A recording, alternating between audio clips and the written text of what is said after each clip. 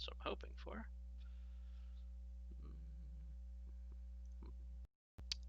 Let's test some stuff here at the very least.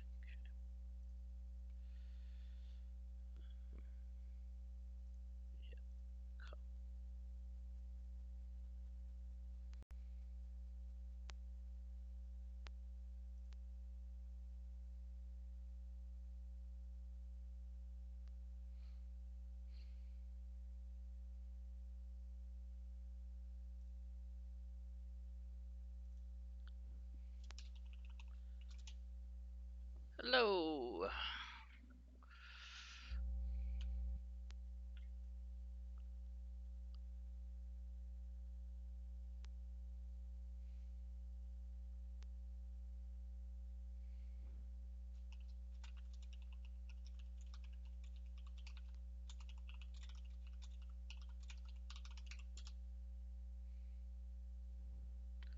Oh.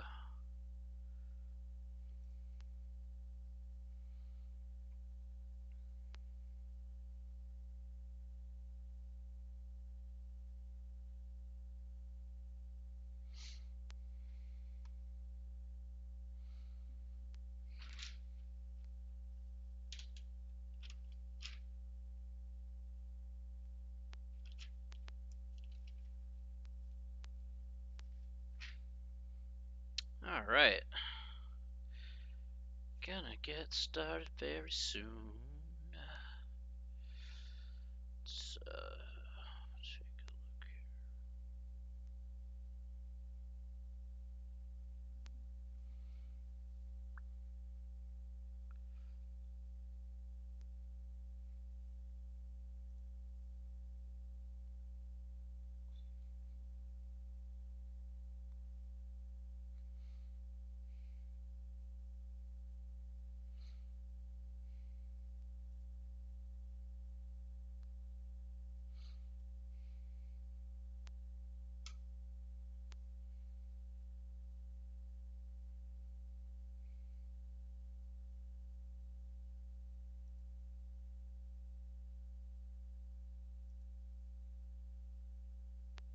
Let's see how far I can push this. Hello again.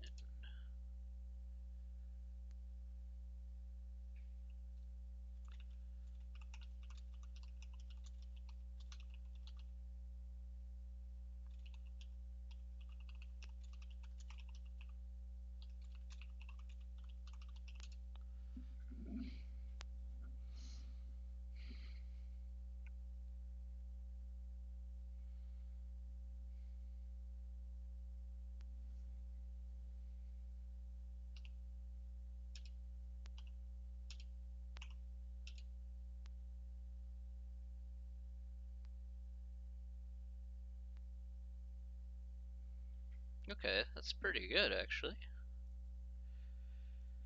Alrighty, and then I got that. Okay, let's okay.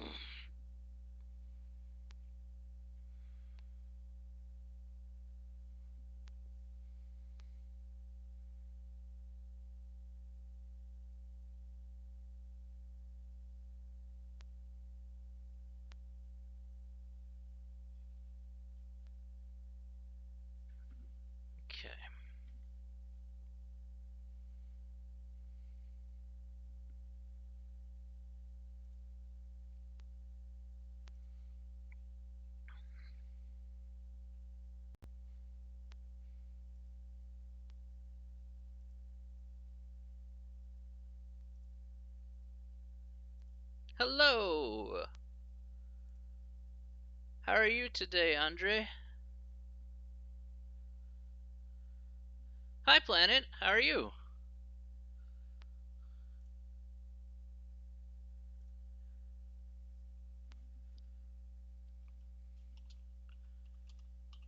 I'm trying this new stream setup here, so I'm hoping that it will work out a lot better than the last few streams that I did. So I'm still kind of working out the things here, but hopefully This will be a lot smoother than it was last time. You're just snaking? Okay. I gotcha. I don't know where you're snaking around, but if it, drain pipes, swamps, um, you know, uh, reptile enclosures. I don't know. I don't know, bro. Snaking is a snaking definitely is a thing. It's the it's it's the new Instagram trend.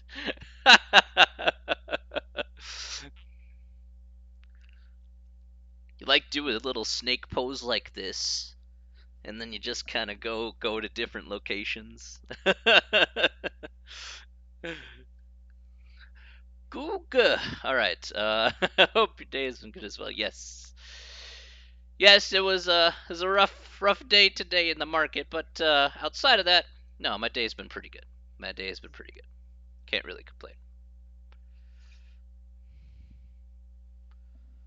You win some, you lose some. That's how it works.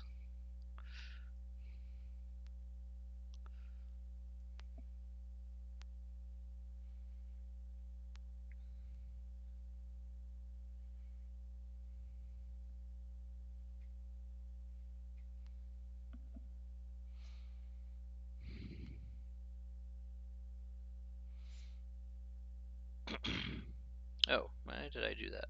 Yeah, it wasn't what I wanted to do.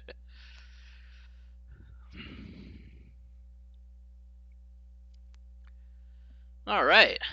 Gonna wait for a few more people to come on in, and then once they come on in, then we'll go ahead and get started here. So, yeah, shouldn't be too hard. Oh, jeez. I think I've been up for a while.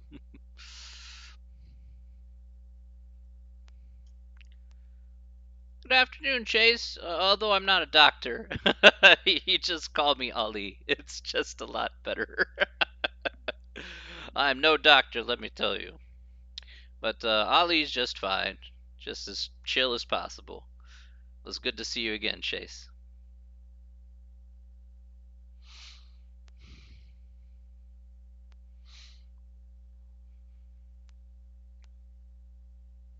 How are you doing today, my friend?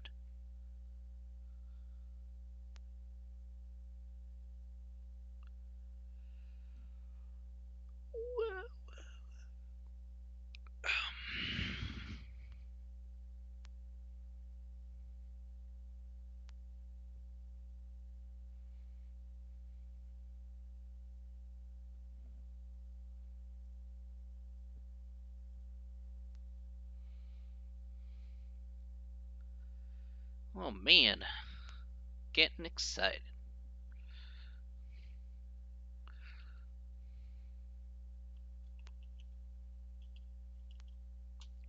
You're noticing a blur on your screen? Oh, go ahead and click the gear icon and change the resolution.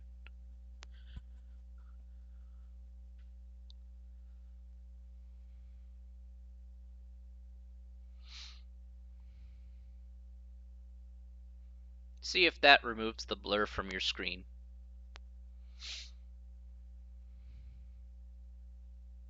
Hopefully that works. Because now I'm trying out a new stream here, so my quality is now up to 1080p.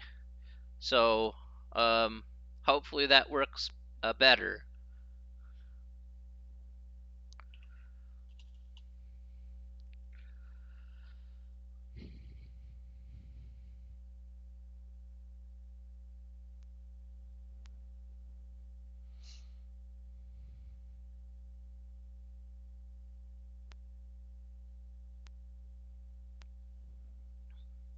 Well, I don't think there's any other blur on the screen. At least I don't think so. At least I hope not.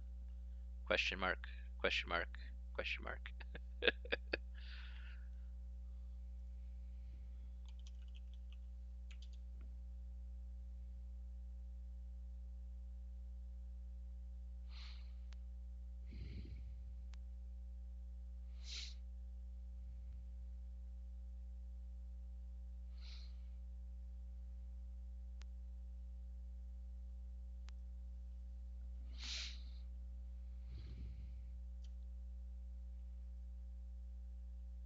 You're not getting anything under the cogwheel. So if you let me go Inception on my screen here.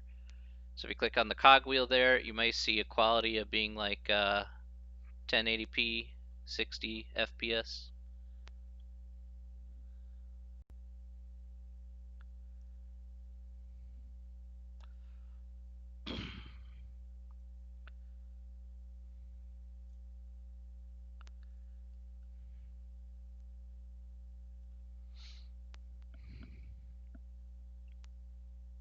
Yeah, hopefully that'll clear up any of the blur there. You'll see me in HD quality. Maybe you can even closely see the pores on my skin. As I don't even know what the pores on my skin do right now, but they'll do something. Um, sure. I don't even know what the heck I'm talking about anymore.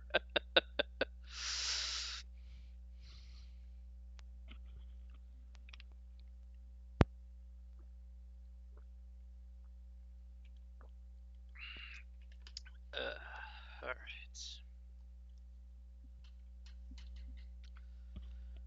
Okay. There we go. Like I said, we'll wait for a few more people to come on in today. Getting a few things done out of the way. And then we should be good to go.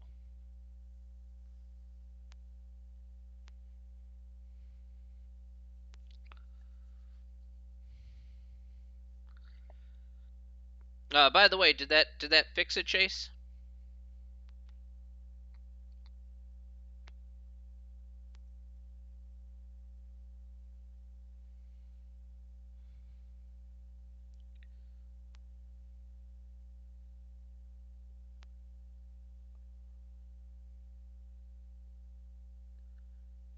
Hit F5. So just hit F5 to refresh.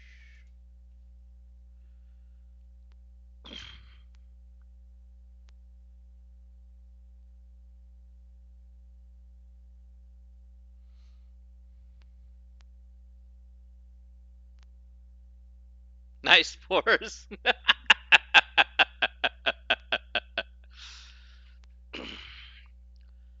I exfoliate them daily with Taco Bell.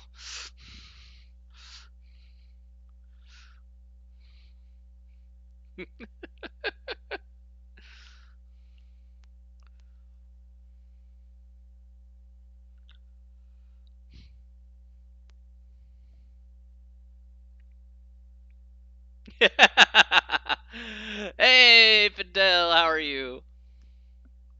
I hope you're doing okay. Whatever works, man. Can't you see this smooth complexion? You know, that's a lightly browned meat, I mean, come on, man.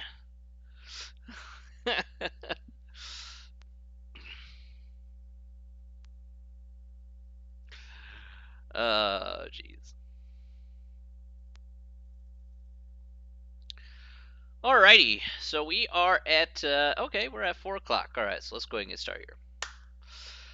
Okay, let's go ahead and get started today. Let's get started today. Welcome back to Thursday, end of the week time today. So today, we're going to finish up the last part of section 2.2. We didn't get around to doing a couple of the questions on that handout, so we're going to do that. And then we're going to get right into sections 2.4 and 2.5. All right.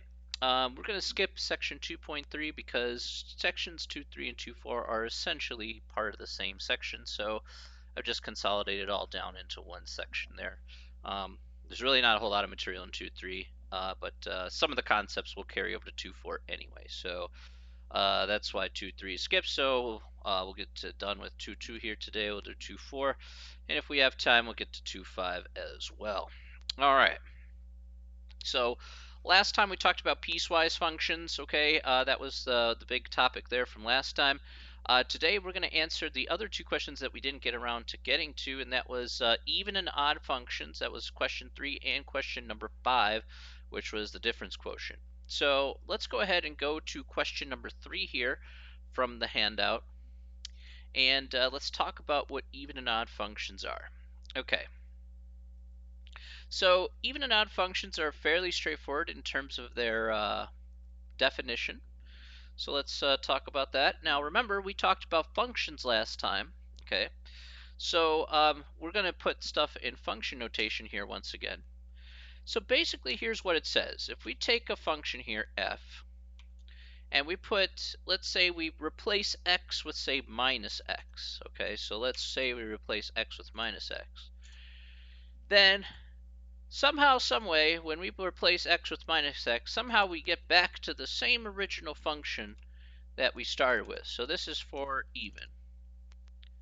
So even functions, basically it says f of minus x is equal to the original function of f of x. And we'll look at an example here in just a second. So odd functions here is we do the same exact thing. We take f of minus x, but somehow, some way, we get the opposite of the original function here.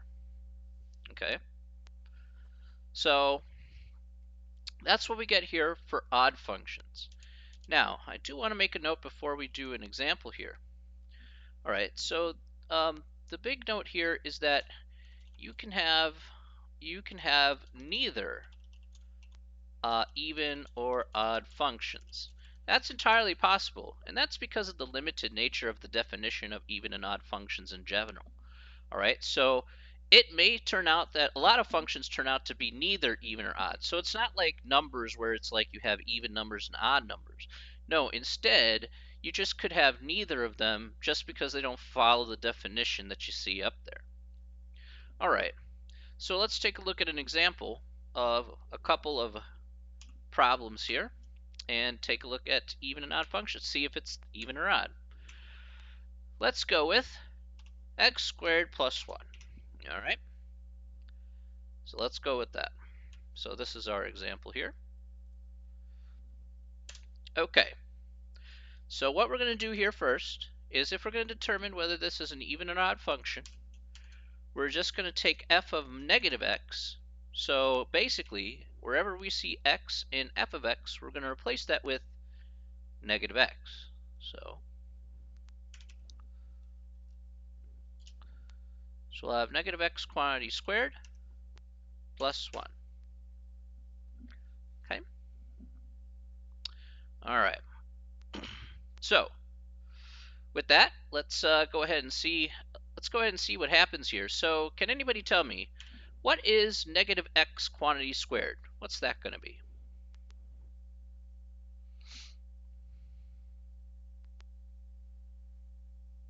What's negative x quantity squared? What do you guys think? Yeah, that's right, Gerda. The answer is indeed x squared. So you just get back x squared here. All right. Now we get x squared plus 1, but x squared plus 1 is exactly what we started with. So this is equal to the original function. So in this case here, we would have an even function as a result.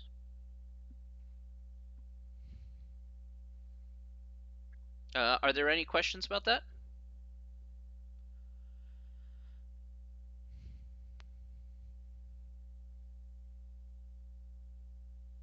Again, type no in the chat if you don't have questions, or if you do have a question, just go ahead and type that in.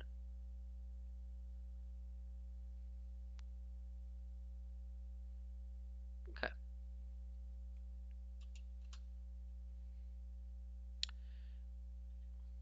If x was negative, then it would be odd. Well, that's a really good question. The answer actually would be no. It actually would not be odd. JTS, the reason why actually it would not be odd if this was negative x squared is because of this plus 1. Remember, the definition is very narrow, so you actually have to have the opposite of the entire function. Meaning to say, if it was odd, I needed to have negative x squared plus 1. So in actuality, if I needed to show that it was odd, I need it to be this. Okay? I need that to be -1 instead of +1. So that +1, it makes a very large difference here. Yeah, of course, we're going to definitely do another example. Yes, absolutely.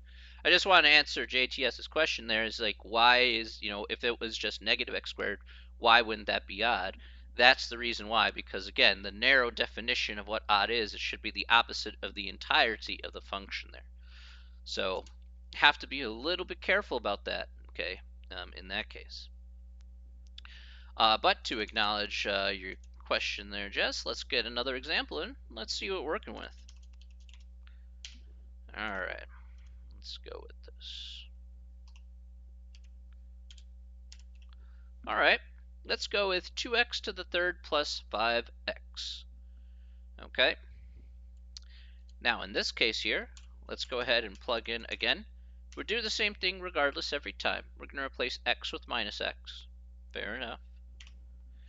So nothing too fancy going on here.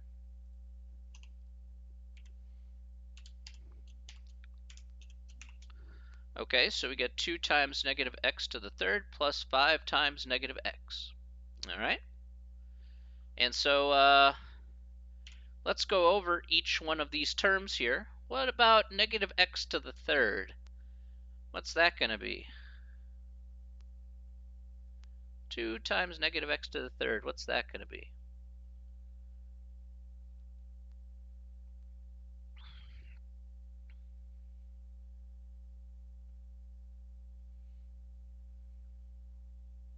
What do we get there?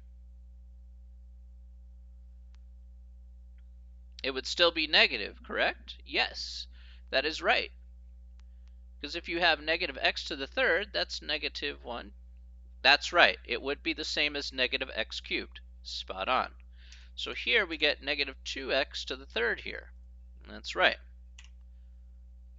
And then we have 5 times -x. As we all know, positive times a negative makes that -5x. All right. All of you getting it so far. That's good. By the way, actually, really quick, how's the quality of the stream? Is it really good on you? Is it better on your end? Is it smoother than from the last stream there? Okay. All right. Good. I was a little worried about the quality of the stream there, so I made a lot of changes behind the scenes during the break and be like, okay, let's see if I can make it a bit better for you guys. All right.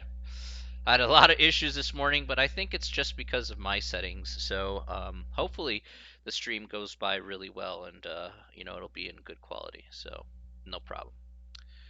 Okay, great. Good to hear. Okay, so can anybody tell me, do we have, let's take a look here. We have -2x to the third minus 5x.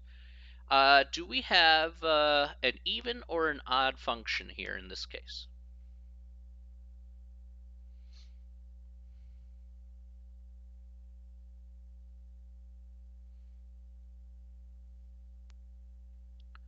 All right. We have, all right, we got odd. Okay, so an odd function there. All right, good. So that's correct. We have an odd function here. That's right. Okay, again, why is it an odd function? Well, if we took the opposite here of 2x to the third plus 5x, again, that's going to be -2x to the third minus 5x. And that's exactly what we get here in this instance. So that totally makes that definition happen. And there we go. We get an odd function. Let's go ahead and try one more here. Okay, let's try one more. Then we'll move forward. So really quick. Oh, got that backwards.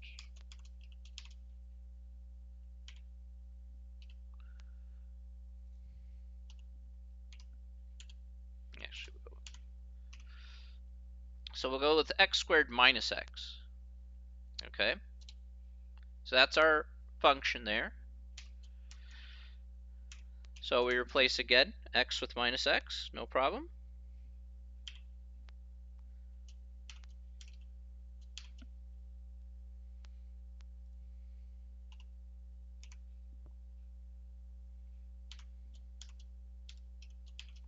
Okay, so this is what we have here. All right. So if we put this together here, we get negative x quantity squared, which we answered from before, which was positive x squared. And then we have minus negative x, so a minus of a minus is plus, plus x. Okay, so what kind of function do we have here? Do we have an even or odd function? What kind of function we got here?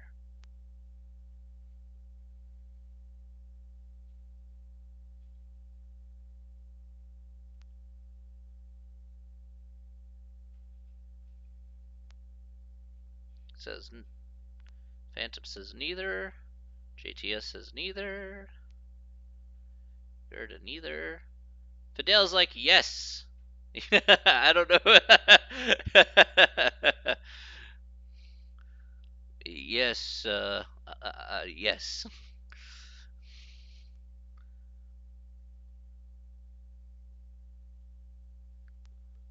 Okay, so the answer to this one here is indeed, yes, neither. All right, correct. The answer indeed is neither. All right, it doesn't satisfy the even one. We don't get the original function back, but it doesn't necessarily satisfy the odd one because we don't get the opposite back either. So neither is the correct answer. Okay, very good. All right. Okay, so that is question number 3 from the handout from last time. All right, now we do have one more question to do, and that is question number 5. So let's go ahead and do that. How do we evaluate the difference quotient of a function? All right, so first and foremost here, I need to go ahead and define what the difference quotient is. All right, so let's talk about base definition of the difference quotient. All right, now the difference quotient is something that you see in calculus quite a bit when you first learn about derivatives. So, and this is kind of like the way to do it if you're to do it with functions, again, just one step at a time. So the definition of the difference quotient is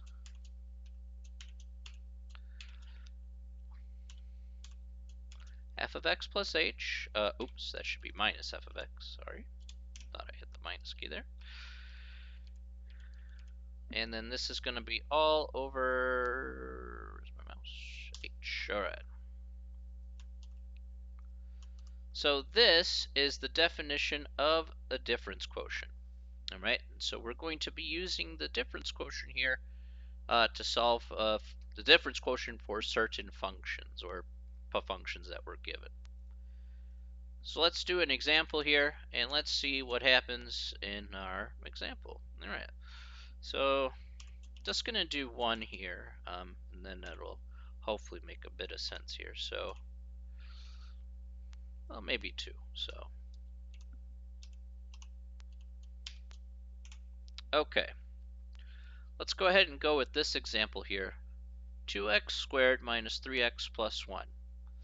And our goal here is to simply just go ahead and find the difference quotient of this particular function. Okay, so we're going to take this into small little steps, all right? So the first part here is we want to find out what f of x plus h is. Okay, so can anybody type out in chat, what would f of x plus h look like? What are we doing with x plus h there?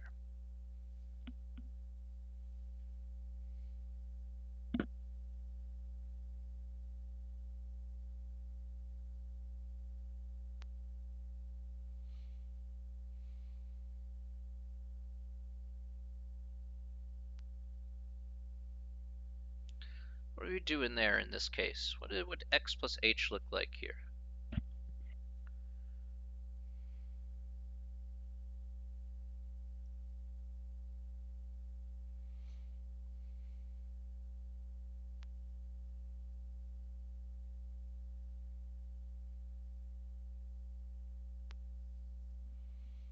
What do you guys think?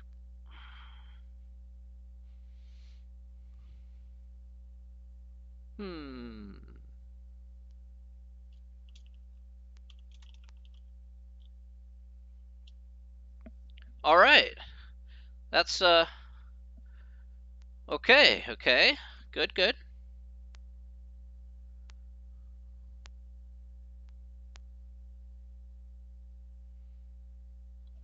All right.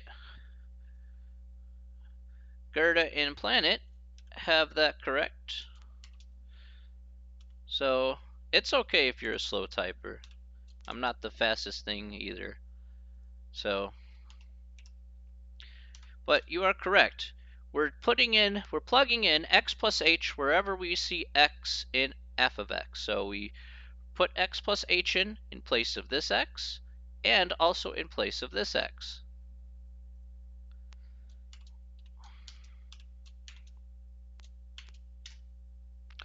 Okay, so this is what f of x plus h looks like.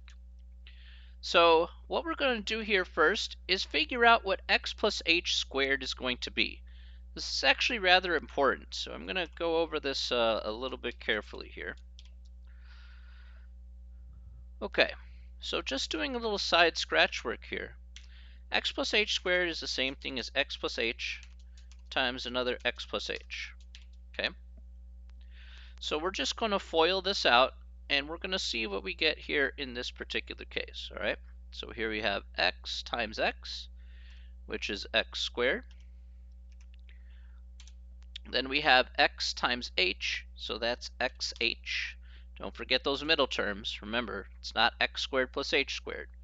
Gotta remember those middle terms there. H times x, okay, so can't do much with that. And then h times h, which is h squared.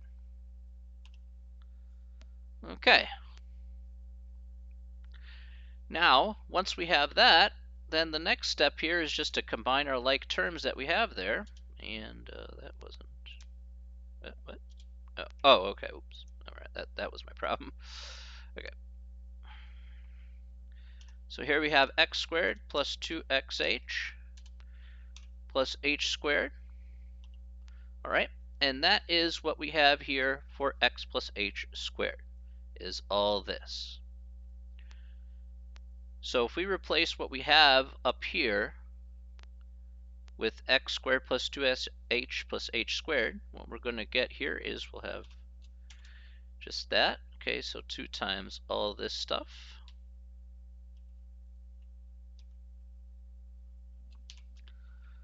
And then we still have the minus 3 times x plus h plus 1. Okay, so now what we're going to do here is go ahead and distribute this 2 to every term here. So we're going to have 4x, no wait, sorry, thinking in the middle here, 2x squared, sorry, 2x squared plus 4xh plus 2h squared. Then we'll have minus 3x minus 3h, again distributing the negative 3 there, plus 1. Just understand this is the first part, just the first part here of f of x plus h. Okay? It does take a little time to do, but once you get it down, it's not so bad.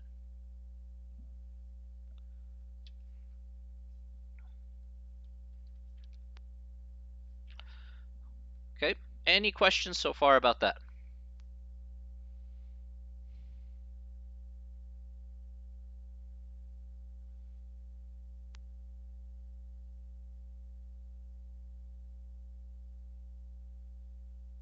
Okay.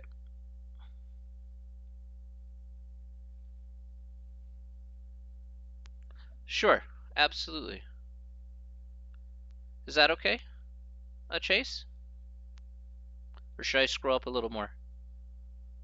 I'll move this over, actually. Good? Okay.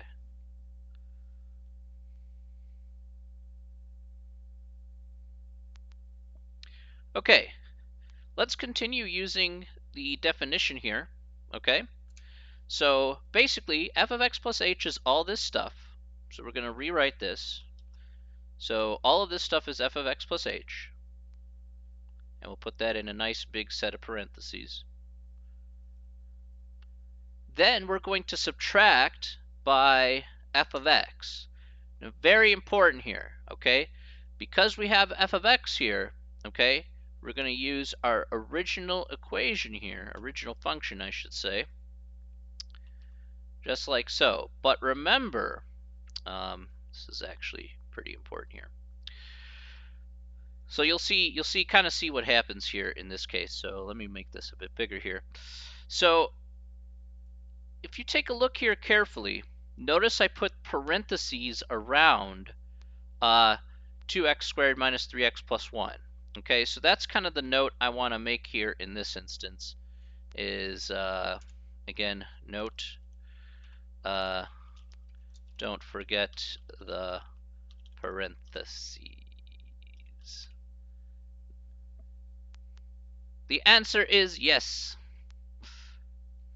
There are teachers on Twitch like me things. Hey, how's it going?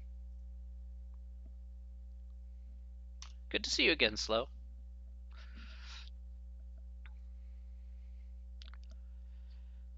All right, and we're going to put that all over h. Okay? All right. So now what we're going to do is we're going to distribute the negative to all three of these terms. Okay? That's what we're going to do that.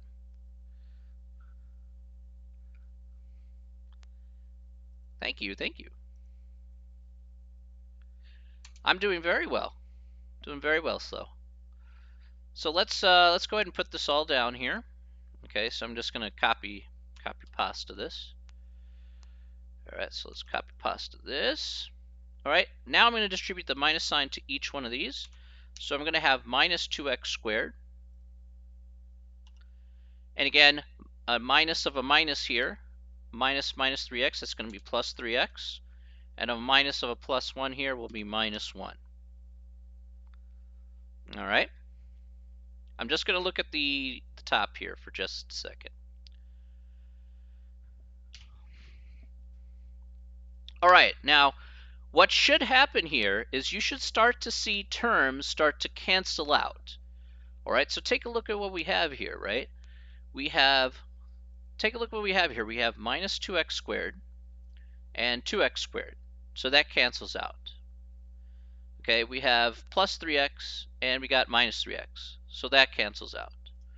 And then we have minus 1 and plus 1. Those cancel out. Okay, so doing that, the only things we should have left over is 4xh plus 2h squared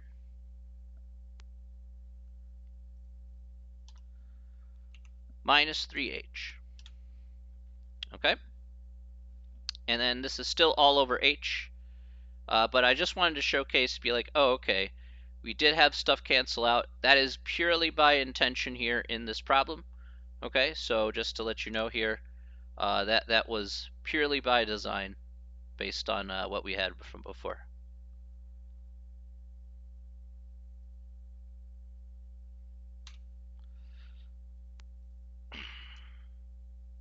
Okay. All right. Now the last part here, in terms of doing the difference quotient, is if you take a look at the top here, the problem is that you got an h here on the bottom. But as you can see here on the numerator, we have an h here, we got one h here, and we got one h here. So we could go ahead and factor out an h here. Okay, so one of the big keys at this stage, and I'll go ahead and put this on this next line down here, is one of the big keys is to factor, if I can spell today, factor out an h at the end to cancel out the h's. Okay.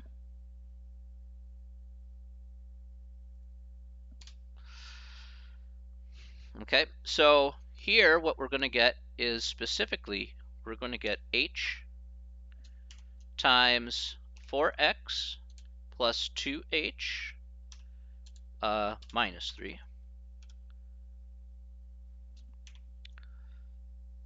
And all that is going to be over h.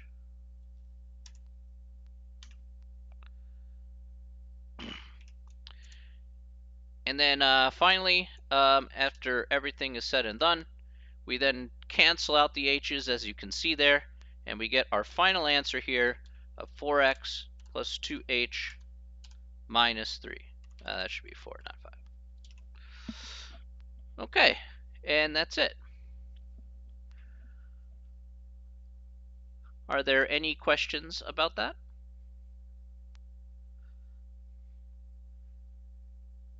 So the difference quotient here is just a small beginning here to, like I said, you'll see this a lot if you decide to take calculus. When you first start doing derivatives, this is how you would kind of do it by hand here. So it is kind of a pain, I don't disagree, but it's not a very hard manipulation of what we've already learned.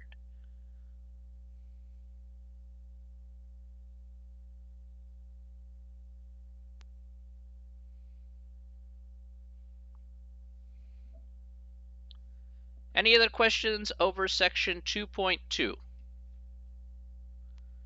I'm going to move on from here, but just want to be sure.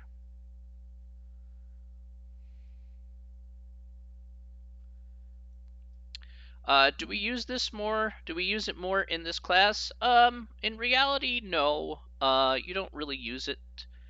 Why would we use this? This is more useful in calculus. If you're talking about derivatives, and you're talking about basic derivatives here, yeah, that's where you would use the difference quotient in that case.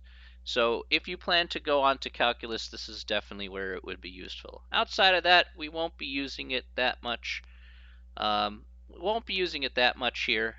We may be using it in some capacity, but maybe not directly, as I've kind of stated. So, long problem. You haven't seen anything yet, my dude. Unfortunately, there are longer problems to go.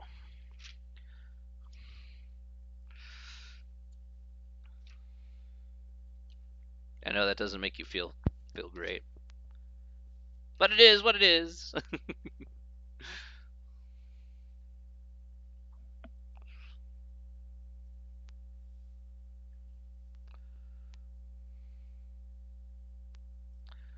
All right.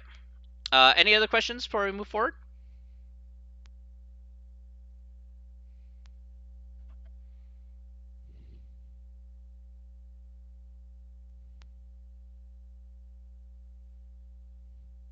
Do understand. I totally understand. Okay, it is what it is. Hey, do understand. Look, I told you the first day. I acknowledge there's some things in this class that you're never going to find useful. Okay, that's just what it is. All right, I don't have a choice in the matter. I got to teach you said material, but I'll try my best to relate to it. How long are the class sessions on Thursday? The same amount on Tuesdays. It'll be from 4 to 5:50.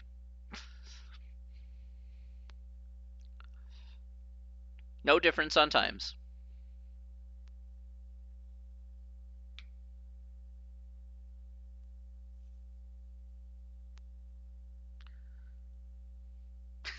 You get a feeling problem's a bit more tedious. Yeah, to some degree, but I'm going to try and navigate it so it makes it as easy as possible. I try, like I said, the lazy way is the best way. Okay? So I'll try and find the laziest way possible so we can get to the end there. This, I promise you, Jess, this was how I was able to be somewhat successful at a subject that is extremely dry.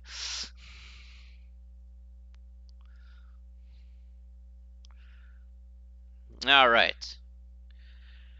Okay, so we're going to move on here to the next thing on the docket. So let's do that. All right. You know it. I mean, heck, like I said, I struggled at math, so it didn't come to me very easily. Of course not.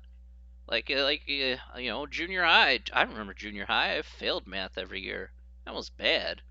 I was really trash at math. So, like, I know how the struggle goes. That's right. Look, just because you have this long, laborious way of doing things, and math sometimes forces you into that, it doesn't mean that there sometimes isn't other consistent avenues that arrive at the same conclusion. And if we happen to exploit it along the way, then it's not so bad, I don't think.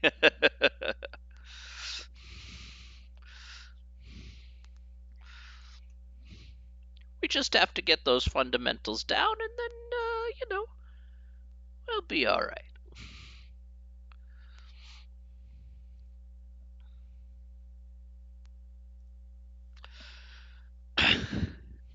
All right. So, like I said, we're skipping 2.3 because 2.4 will pretty much encompass 2.3 anyway. So we're going to talk about some of the basics there that you would find in 2.3 and also incorporate that here into 2.4. All right, so let's look at question number 1 here on the handout. So it says, how do we find the slope between 2 points? Okay, so first of all, we're going to use the slope formula here for this. Okay, so let's use our friend, the slope formula. You're like, yeah, slope formula. And how? Okay, now the way this is going to work is you've probably dealt with, again, you probably dealt with slope and lines before, but I want to be a little bit extra clear about this. All right, remember how we define slope here in terms of a letter? We call the slope a letter M. Okay, so that's the slope there. Now, in our case here, I'll write letter M here once again in just a second. We're given 2 points. Now, when we talk about points here, they're always labeled the same way. Again, we're going to have 2 points here. We'll call the first one x1 and y1. Okay. And we'll have the second point here be x2 and y2. Okay.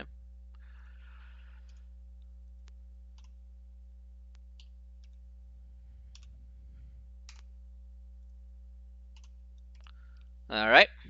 So here are our 2 points. And for us, if we're going to find the slope, if we're going to define the slope formula here, the slope here is going to equal, and I'll put this in, yeah, put this, and then I'll put this, and I'll put this. Okay. So it's equal to rise over run. Okay. All right. Or a way we can define that in terms of the 2 points that we have up above, it's going to be y2 minus y1 over x2 minus x1. Okay, so y2 minus y1 over x2 minus x1. All right.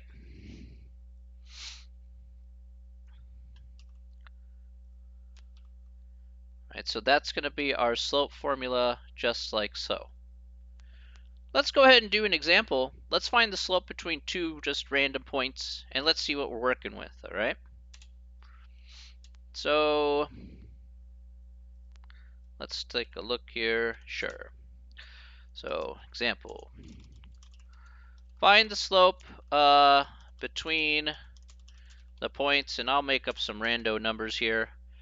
Let's call it -2, 3, and -5, -7.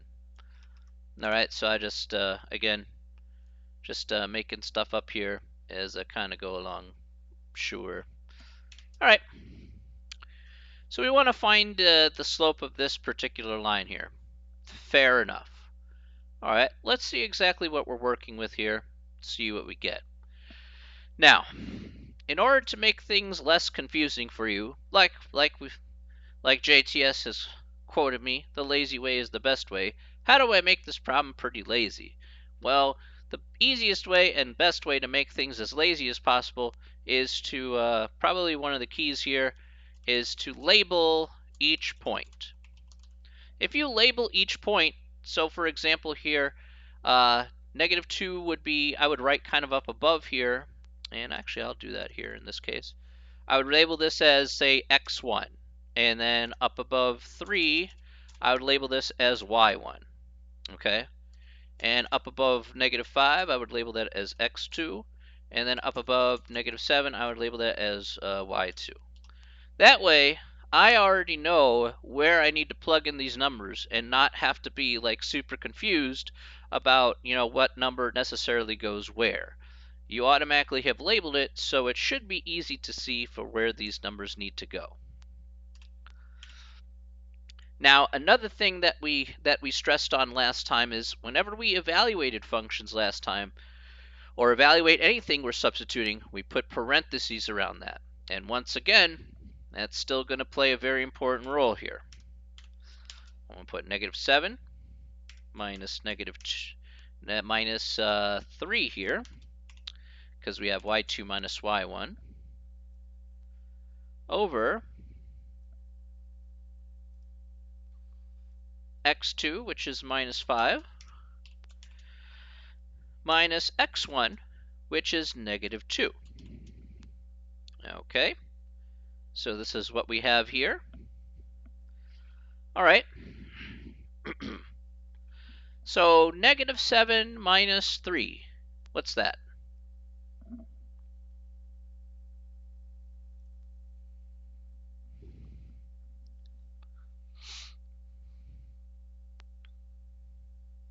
All right, -10 is correct. Good. How about the bottom part there? -5 minus 5 minus -2.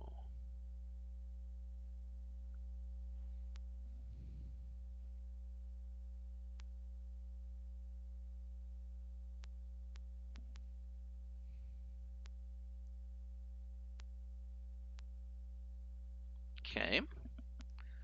So correct. All right, -5 minus -2. Again, that's the power of putting it in parentheses, right? You could clearly see where the signs change because you have a negative of a -2. So you're not guessing anymore. Okay, we're just taking the guesswork out of this, right? And so I agree, -3 is your answer. Now we just eliminate the negatives because a negative divided by a negative is positive. So we're just going to get +10 over 3 because the negatives cancel out. And that's it. 10/3 is the slope of this line that goes between both of these 2 points here.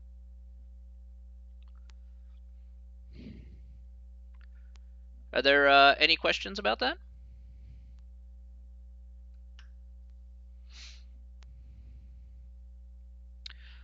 Yes. If you need to simplify, yes. You should always simplify. Because on the homework there, they're going to ask you to simplify too. So.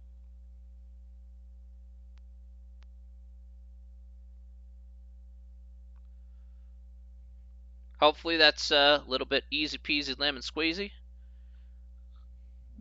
I don't figure that to be super duper hard.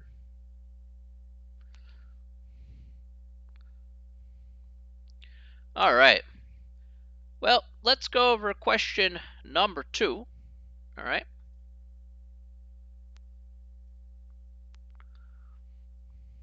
Okay. This is kind of like that little type of beat. That is true. That is very true. But I'm going to put my own little twist on the on it. So you'll see what I'm going to be doing here, Jim. So all right. So to answer the question here, what is slope-intercept form? Okay. So slope-intercept form here is exactly as was pointed out here. Y equals mx plus b. All right. So you've probably heard this a bazillion times now.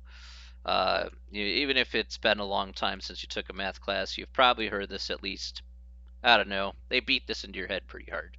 So 10,000 times, maybe 10,000. 10,001? Yeah, I don't know. In any case, let's talk about what slope-intercept form is. All right, so slope-intercept form, as you know here, m represents the slope. Okay, so m is the slope as we just defined here in the last example. And b here is going to be the y-intercept. All right, good stuff. So again, by itself, it's not too hard. That's the slope-intercept form. Yay. All right, so yeah, at least 1 billion. I know. I know they like this concept. They beat into people's heads like there's no tomorrow. I swear, it's just it's brutal. But it's so for example here you've seen it before. Y equals 3x minus 2. Yay! Oh my gosh! All right. Great, if you have a billion of something, $1 billion would be great. So you can literally put any equation here, as you can see here, 3x minus 2, 2x plus 3, 3 halves x minus 7, whatever. It doesn't really matter. It's like, okay, it is what it is. Fine. All right. But we're going to be looking at special things regarding the slope-intercept form. Like I said, I'm going to approach this a slightly different way than maybe what you're used to, only because of the fact that although we want to put all the lines in that particular form, that part is going to be true. So we're still going to end up with something like y equals mx plus b. It's how we arrive there that may be a little bit different than what you're normally used to. So but it'll help out a lot to make the process a little bit shorter to do. So let's go ahead and take a look here and see how we can do that. And I'm going to come back. So what I'm going to do here next is I'm going to come back to questions 3 and 4 here, but I'm going to kind of skip over here to question 5.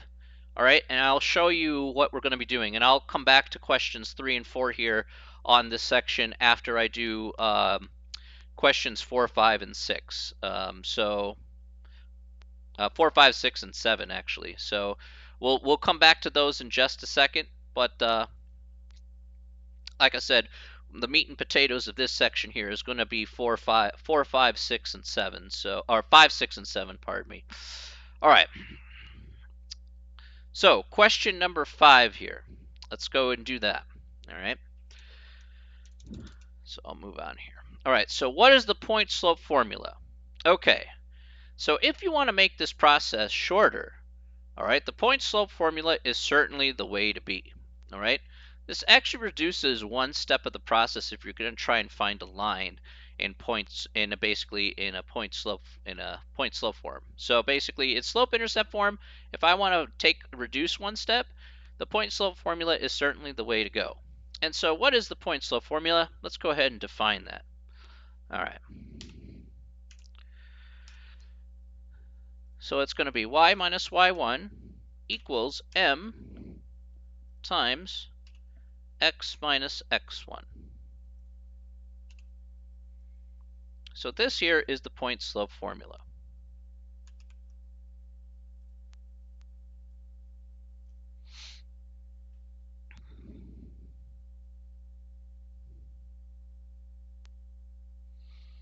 Okay.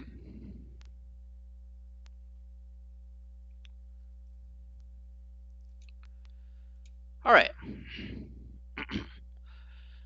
So let's go ahead and do an example on why the point slope formula is very effective, okay? And we'll see exactly how things will work out, okay? And then we'll move on to question 6 where we're going to apply it even further. So let's go back to our previous example here. And we said, all right, we found the slope between these 2 points here. So I'm going to change this question here for just a moment, okay? So I'm going to copy the same question here. But the difference is that I'm not going to just find the slope between these 2 points. I'm going to find the equation of the line. So I'm going to find the equation of the line between the points minus 2, 3 and negative 5, negative 7.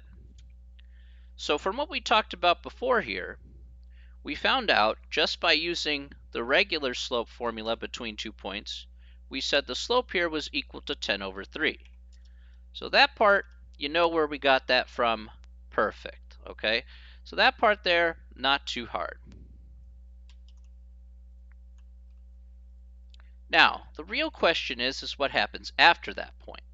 Because now, the key thing is that I now want to find the equation of a line, okay?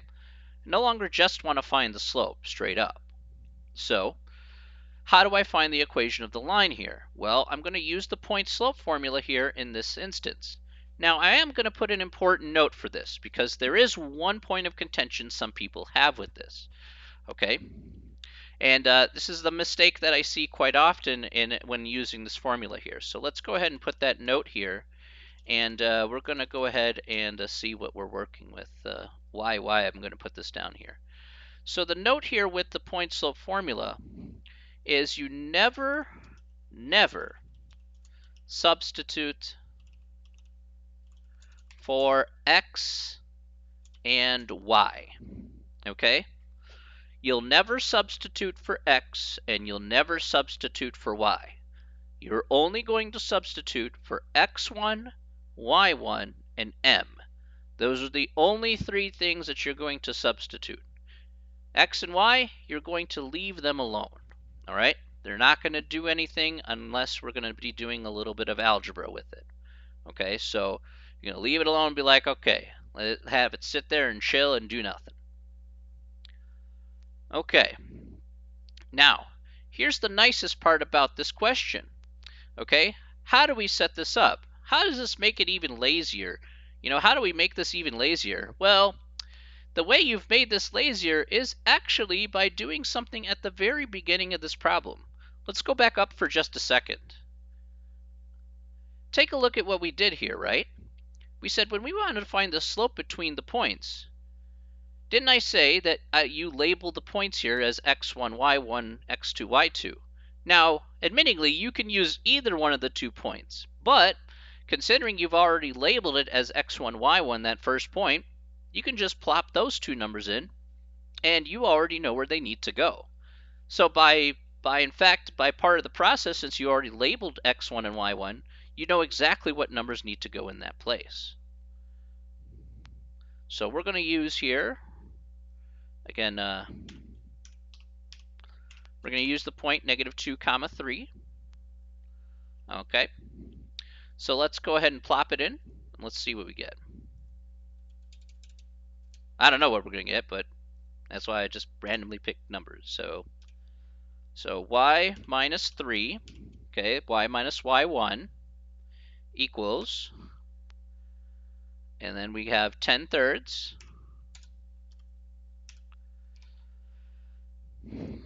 and then x minus, and in parentheses here I'll put x1, which is -2.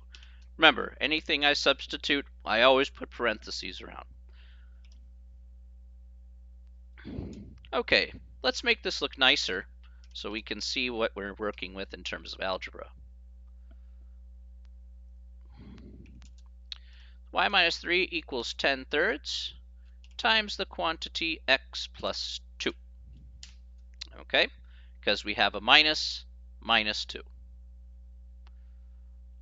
All right. Is everybody with me here so far? Are there any questions? I want to be sure that I didn't go too fast here.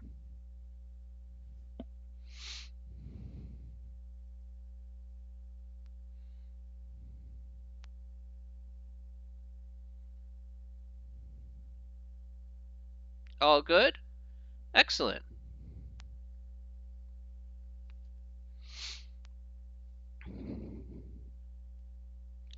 Okay. Excellent. All right. Let's take a look at the, let's go ahead and take a look here at the algebra behind this. So we're going to have y minus 3 equals, we're going to distribute the 10/3 first. Okay, so that's what we want to do here first, distribute that 10/3. So we're going to have 10/3 x, and then 2 times 10/3, you just take 2 times 10, and that's going to be 20 over 3. Okay. We're going to go ahead and add 3 to both sides.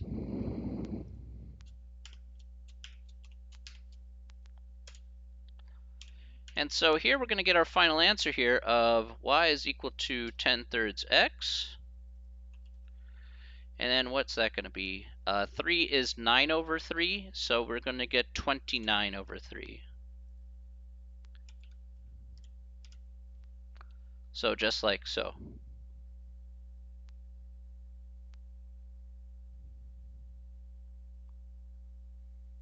Okay, and that's our final answer for this problem.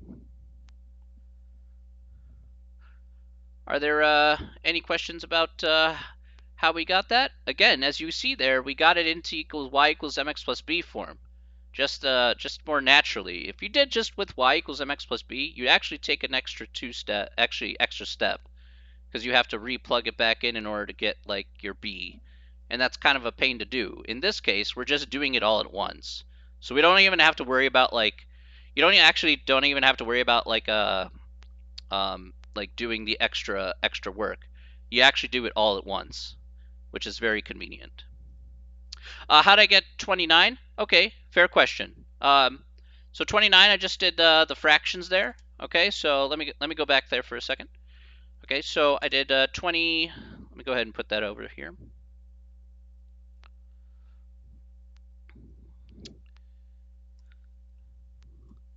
So this is, oops, sorry. So I have 20 over 3 plus 3. Another way to write 3, remember, is to write 3 over 1. So basically what I did is I just multiplied by 3 for the common denominator on both numerator and denominator.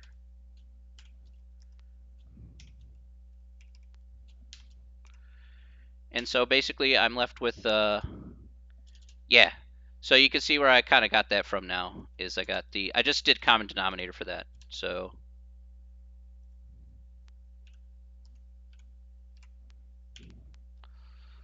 and so we got 29 over 3. Yep. There we go. A little bit of refresher with the fraction stuff. No problem.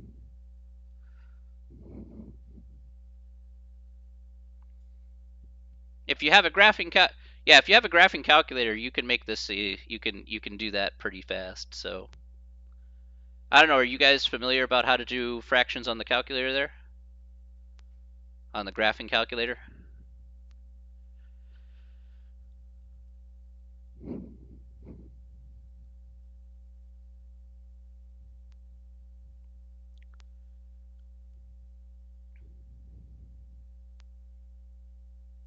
If you're not familiar about how to do fractions on the graphing calculator, just let me know and I can show you.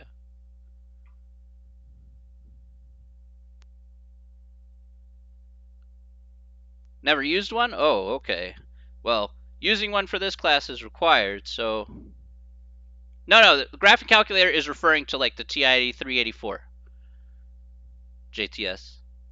That's basically what I'm saying. If you have the 8384, that's exactly what you need for the course. So that's what I refer to as the graphing calculator.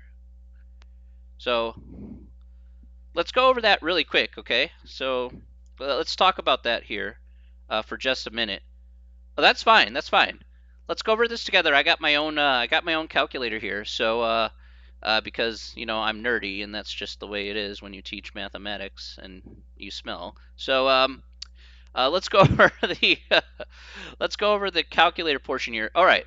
So to put it in the graphing calculator in like an TI-84 or TI-83, whatever. All right. What you're gonna do first here. Actually, you know what? I'm gonna make this a bit easier. Give me just a second here.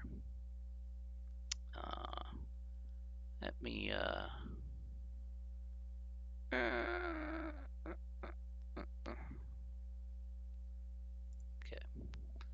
I'm just gonna blow up my picture here so you can see my face a bit better. Oh my god! Okay. All right. All right. So here's our calculator right here. All right. This is our calculator. Now, what I would like you to do first is go ahead and hit the parentheses key, the left parentheses key, and just go ahead and put in 20 over 9. All right. And then close the parentheses there with the right parentheses key, which is right next to it. So here's the right parentheses key right here. Okay.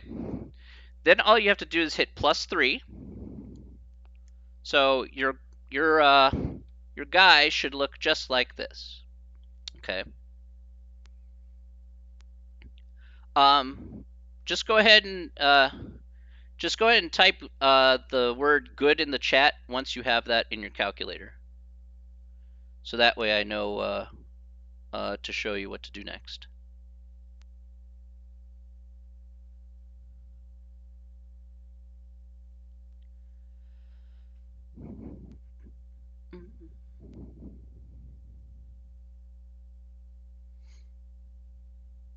I'm doing very good, Tuba fan.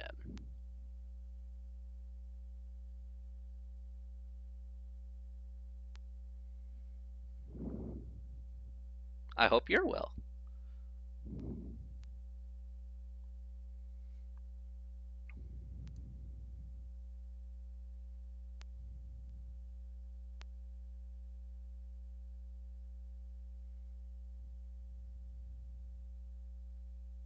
Okay, so if you're good with... Thank you, my friend. You're welcome here anytime, okay? If you have math questions, you can reserve them for after I'm done with my class. Okay. So what I want you to do next is to hit this key, which is the math key here. All right, so let me bring it up here. This is the math key here. It's underneath the alpha key. So hit the math key here, and you'll get to this menu here. Have a great one. Now, if you see that first option right there, that first option says FRAC, or frac for fraction. So you're going to go ahead and hit enter on number 1, and you should see this on your main screen there. So, oh, I was in the wrong key. There you go. Oops. So you should see something like this, and then go ahead and hit enter one more time. And there we go. Oh, well, I put 20 over 9 instead of 20 over 3, but you get the idea. And you see it'll pop out a fraction for you, and it'll even reduce it for you as well.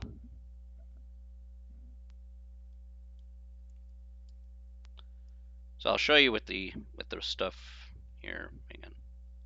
Okay. So you can see this is so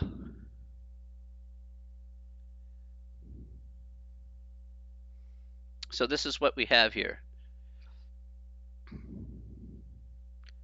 Yeah, but that's why I'm showing you kind of the short ways to do it on the calculator there without having to do too much trouble. So if you're ever stuck, you don't have to like think for 10 minutes and be like, I don't know how the heck to do that. There's shortcut ways to do it on here.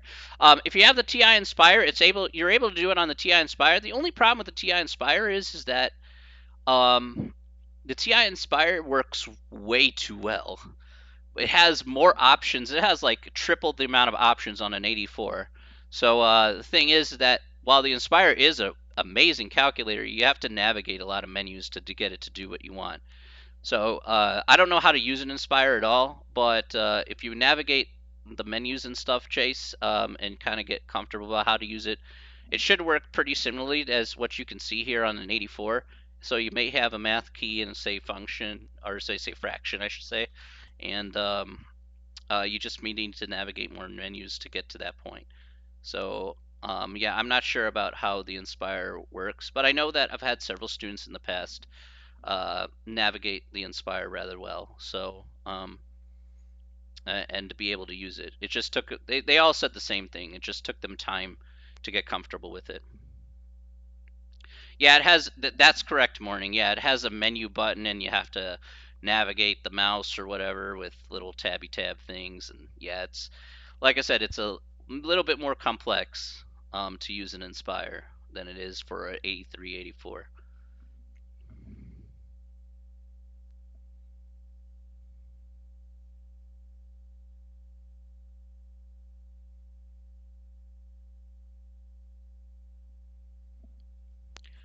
Any questions about calculator usage for that? We're going to be looking at a lot of more ways to use the calculator, so you'll see me use that. You'll see me do a little bit of tutorials here. Yeah, especially if you go to it, Chase. If you go to calculus, yeah, I mean the Nspire is ridiculously good at calculus. So because you can find like derivatives and integrals and all that jazz really, really fast. It'll do like all that super complex crap. So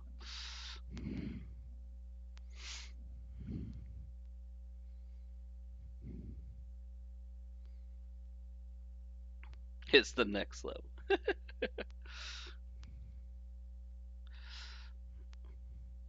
Fair enough. Well, I'll be honest with you, you're well on your way.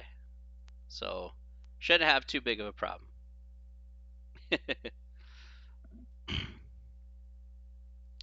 Just be careful though, some teachers won't allow it.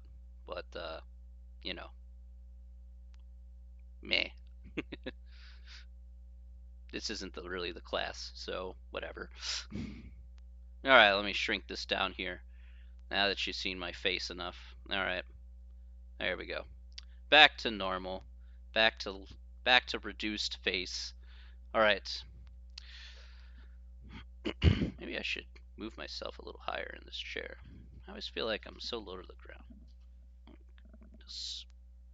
There we go. Maybe that'll help. Alright. Okay. Okay. Hopefully that helps a little bit. Alright. Let's go ahead and do the next question here. Okay. So the next question here is going to be, what is the slope if two lines are parallel? And we'll also look at what is the slope if two lines are perpendicular. So what we're going to be doing here is we're going to be finding equations of lines that are parallel to each other and equations of lines that are perpendicular to each other.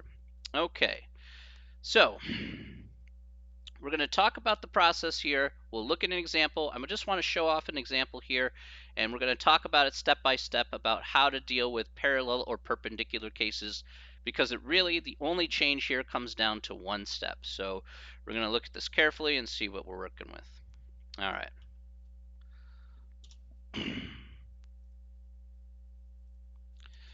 So the example here, so let's say we have, so we're going to find the equation of a line that is parallel to, let's make up here, 4x minus 2y equals 7, and goes through the point, well, let's make up a point here, negative 3 comma 5. Okay. All right. So this is our particular guy right here. So find the equation of line that's parallel to 4x minus 2y equals 7 and goes to the point negative 3 comma 5. All right. So let's talk about the steps on how to solve for something like this, and we'll go through this carefully. All right. So the steps I'm going to list here are going to work for both parallel and perpendicular. I will add the step here for perpendicular when I think in a couple steps here, so you'll see exactly how this works out. You're an adult. Do what you want. I mean, hey, I don't care what you do. If you can't hold it, get an adult diaper. I don't know.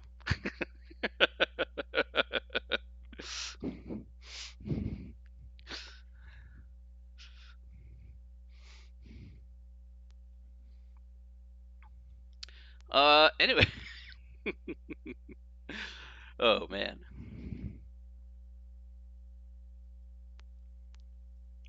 Too easy. All right.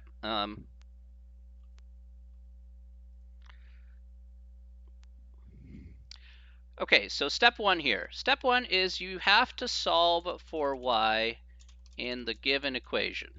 Okay.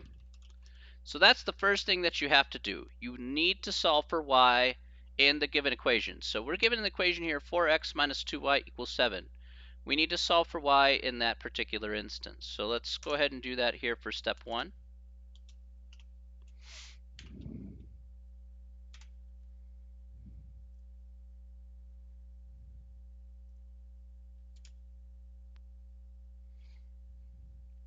Okay, so let's go ahead and write this down here.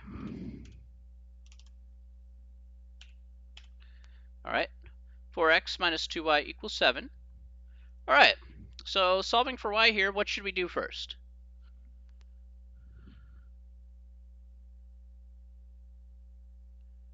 What do you think we should do first here?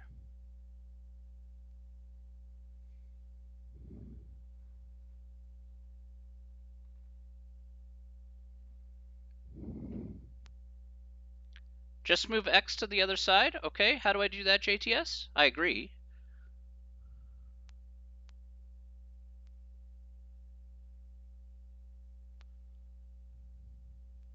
I agree with you, JTS. It's just a matter of what should I do?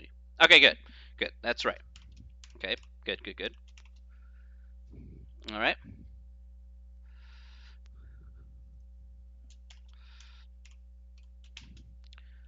All right.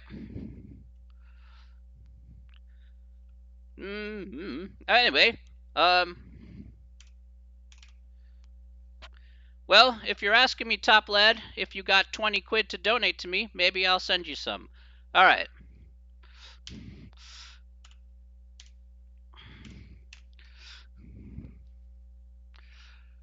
All right, so we're going to subtract by 4x on both sides. So we have minus 2y equals 7 minus 4x. All right. What do we do next?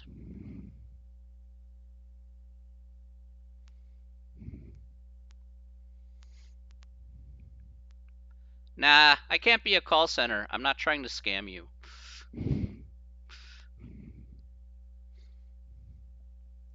What should we do here? Divide by -2. Okay, so this is actually really important here. Let's talk about this here for just a second. We're going to divide by -2, but remember, um, here, one of the important things is that you're not just dividing by -2 to just 4x. Remember, you're dividing by -2 everywhere.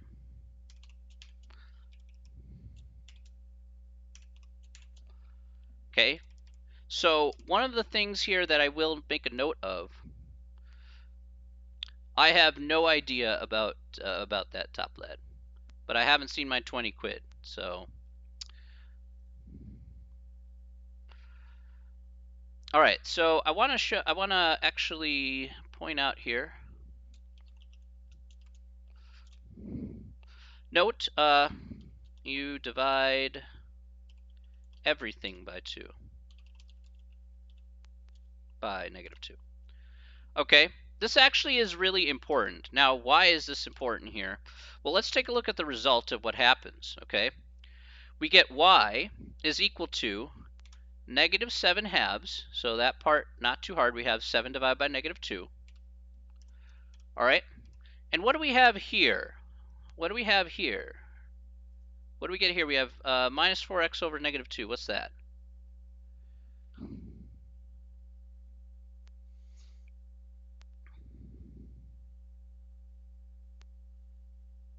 Okay, that's correct. Very good. Right, so the key thing here, right. So the key thing here is you have to be really, really careful. One of the big mistakes people make here is at this step. So that's why I am stressing here in this case. So the thing is that let's take a note, or uh, again, watch out for sign changes. Okay, this is a big part of the problem here. Okay, so that's again typically what I see most of the time is you saying, oh, okay, where do people make the biggest mistake? Usually it's this part here where they forget that the sign changes because you got this subtle minus sign in front of the 4x. So you have a -4 actually divided by a -2. So just a common mistake I just want to point out, and then kind of tell you how that kind of works. All right. So this is step 1. Okay, all of this is step 1.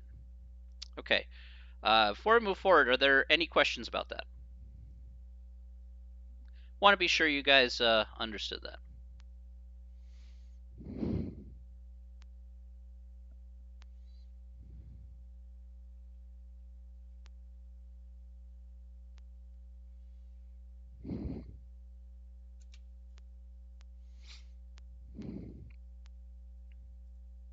Okay. Oh, okay.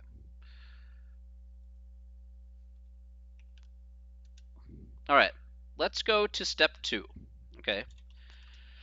Step 2 is I split this step up here. Negative no. Nice. So the step 2 is to identify what I will call what I like to call the moldy slope. So I'm just going to call identify the old slope, and I'll label this as M old. Okay. So identify the old slope. We'll call it M old here for mold. All right. That's what we want to do here next. We're going to find the old slope here. And that slope we're going to get here from this from step 1. Okay. So from step 1, from the result of step 1, I should say. All right.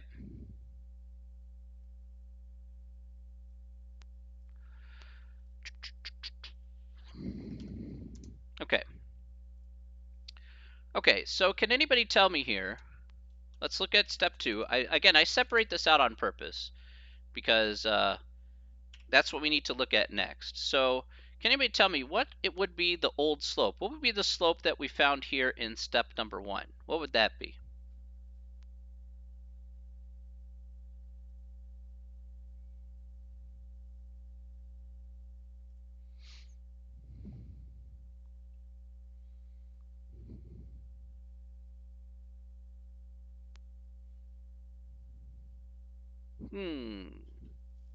Negative 7/2, okay.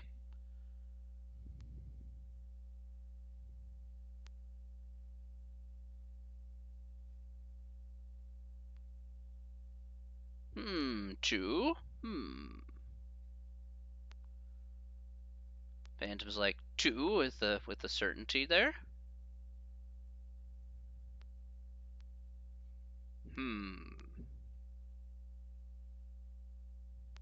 Anybody else want to chime in? What do you think? 2, okay.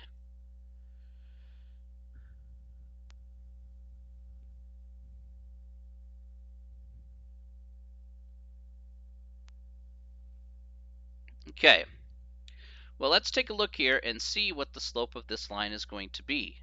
All right, in this case, the slope here is going to -2. Not exactly, Fidel. Not exactly -2. It'll be +2. Okay, so our old slope here is going to be +2. Now let's talk about why that is, at least in this case, so we can clear up any confusion. All right, remember, all lines are y equals mx plus b. So the way I look at it is if every line is y equals mx plus b, well, what's the slope? Well, the easiest way to think of the slope is this. This is the key part here, key. The slope is always, and I do mean always, the number next to x. This is always true. If we have y equals mx plus b, well then m's just that number next to x. I don't really care what that number is. I don't really care what the sign is. You know, because if it's negative, it's negative. If it's positive, it's positive. But any number that's next to x, in this case 2, well, that's my winner. That's it. So that takes away the confusion and the guessing. It's like, okay, what's the number next to x? All right, this. All right, good. You got it. All right. So it takes less to guess if you're like saying, all right, just put a very simple note that says, look at that. That's how I do it. So that way, because the thing that people get is like the order matters, for example. That's why some people say -7/2, because that's the first number that you see. But that's, that's the y-intercept and not actually the slope here. So I don't really care about order. I just care about the number next to x. And then that's the only thing I need to look at for finding the old slope there. Okay, so I just I want to point that out so that way it's not like, oh, this came, it didn't come from out of nowhere. It's it did have a purpose. That's why I separate that out, because, well, we need to find another slope in the next step here, in step number 3. So we're going to find what we will easily call the new slope. All right. So find the new slope and we'll just call it mu. So we have the moldy slope and we have the new slope, right?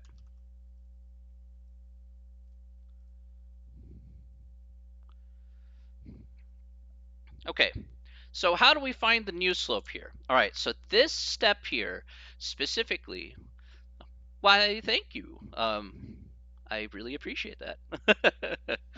um,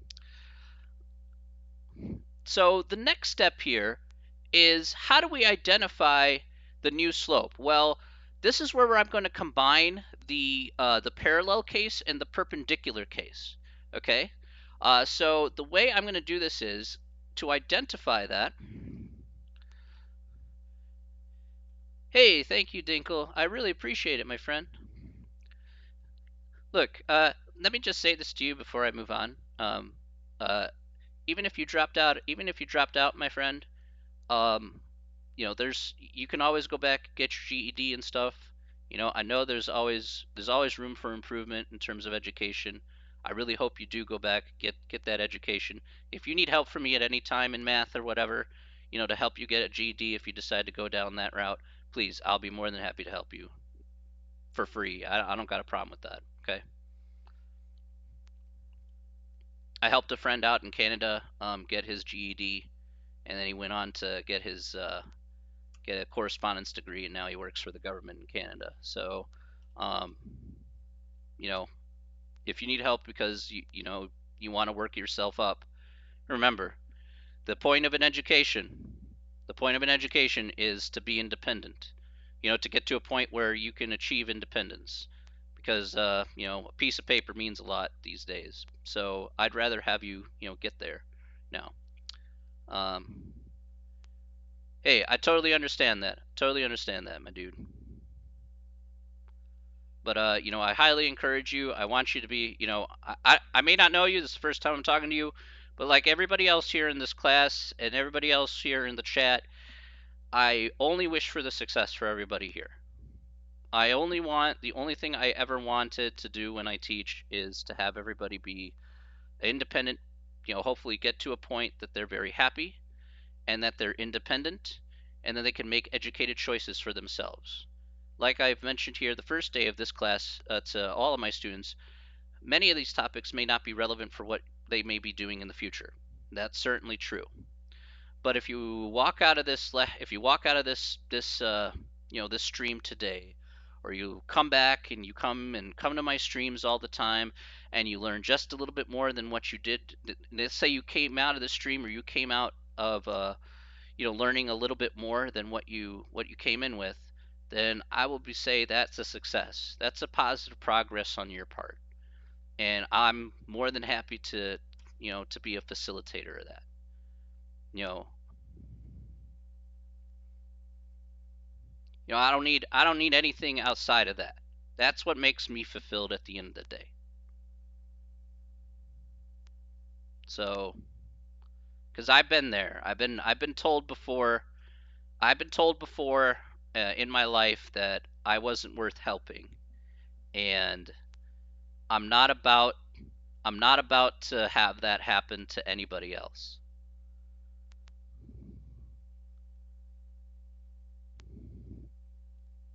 People beat you down all the time, and you know, I tell you, am I a superhero? No.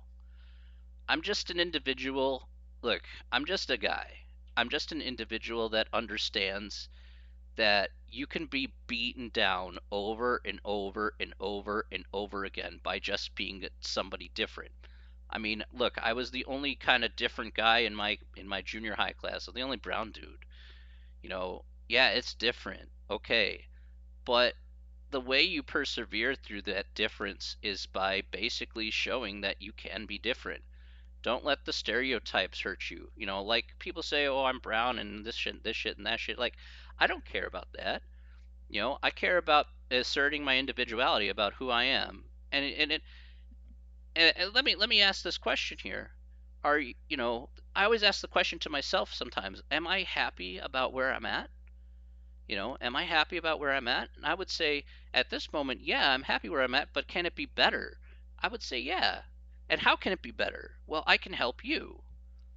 I've reached a stage in my life where even at my age of 40, I reached a stage in my life where I'm very happy I accomplished my goals. And everything that I'm doing here is extra sauce. And I love doing what I do because of that. I think it's fun as shit. I think I love, I just love having this kind of forum, I love having this forum just to help you because I've helped myself. Now I can help you. I've been beaten down many times. I've had the lowest points in my life, things that I'm not proud of. But now that I've gone through that and I've persevered, I hope I can pass that on to you and say, you know what? There is there is light at the end of the tunnel that you can actually get to. There's realistic expectations, you know. And if I'm a facilitator to get you to that point, awesome. I don't need anything back. Okay, I just want you to be happy at the end of the day. As much as I've been happy, as much as I've been fulfilled.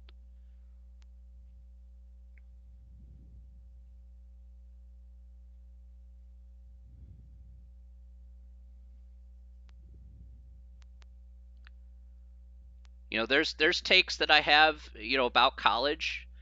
There's takes that I have about college that I certainly don't like. Like I certainly don't like, I understand. I have to be realistic. I love college. I don't think that all of college is all that necessary because college is very expensive. Um, I wish we had college which was focused on what you wanted to do as opposed to just doing some elective courses. But if you're gonna have to go through that process and you come through me, I'm gonna make damn well sure that at least you get something out of it.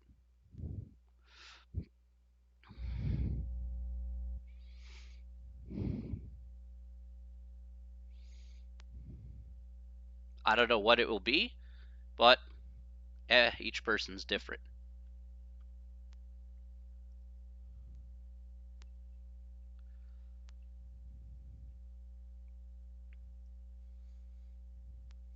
Yeah, that's true. I mean, if you're forced to go into something you don't like, you're going to be miserable. Now, that's the thing.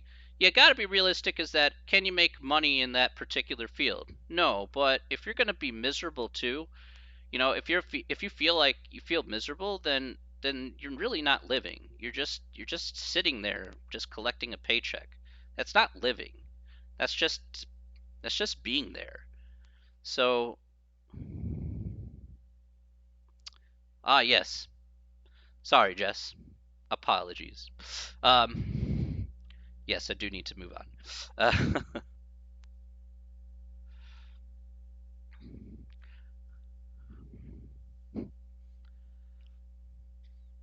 Now, I could make a comment about that morning, but yeah, we'll we'll continue that later. I can make a very long rant about that, um, uh, but I'm not going to because Jess asked if I could continue moving forward here. So we'll do that.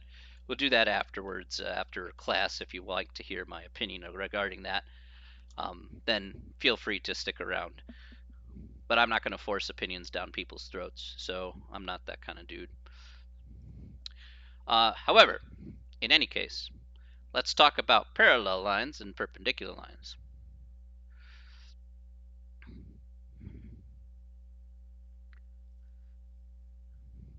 No problem. No problem, Dinkle.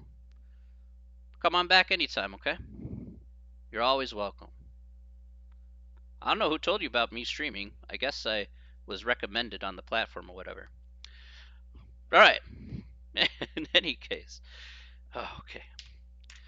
All right. So, oh, okay. I got you. People told me the other day is like, "Oh, you've been recommended." I'm like, "Oh, okay, cool."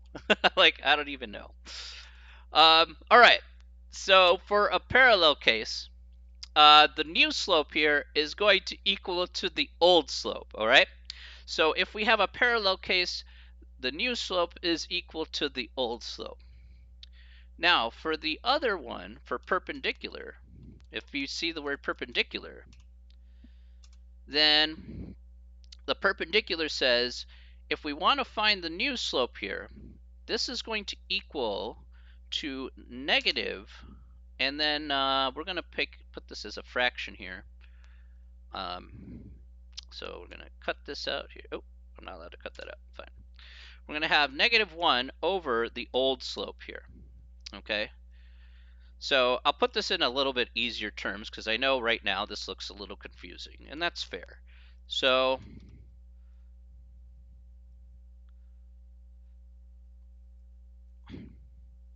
okay, so the new slope, all right, new slope is equal to -1 over the old slope if we see a perpendicular case. So an easier way to kind of interpret that is going to be what we call the negative reciprocal.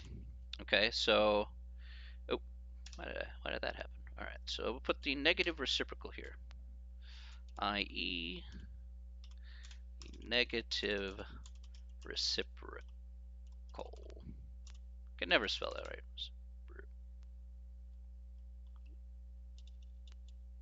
All right, you know what? My spelling is atrociously terrible anyway, so we'll just kind of run with it. I'm pretty sure spell check's going to tell me how it's done. Yeah, all right, good. Okay, so it just depends which case that we're looking at here. Okay, so let's go ahead and take a look here at our new slope in this particular instance. Okay, so doing step 3,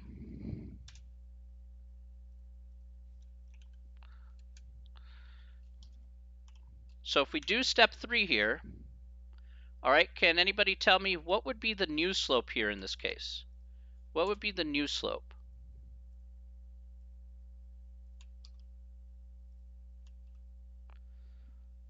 So the new slope equals what?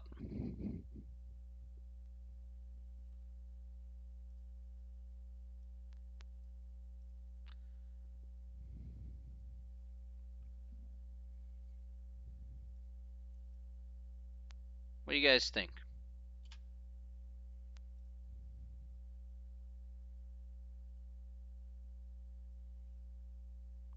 Okay, but don't forget here, remember the original problem here. Let's go back to the original problem.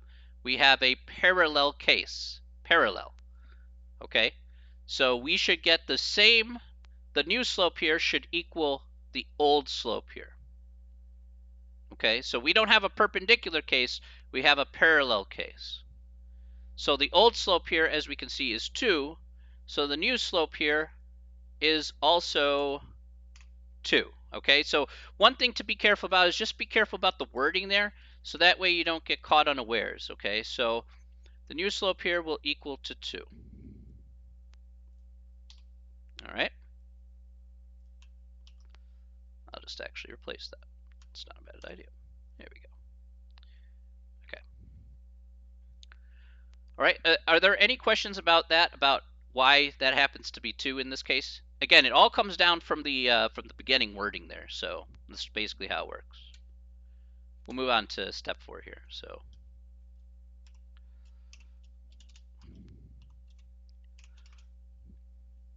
nope, okay. So step 4, let's go to step 4. We're going to use the new slope and the point given in the point slope formula to find the equation of the line.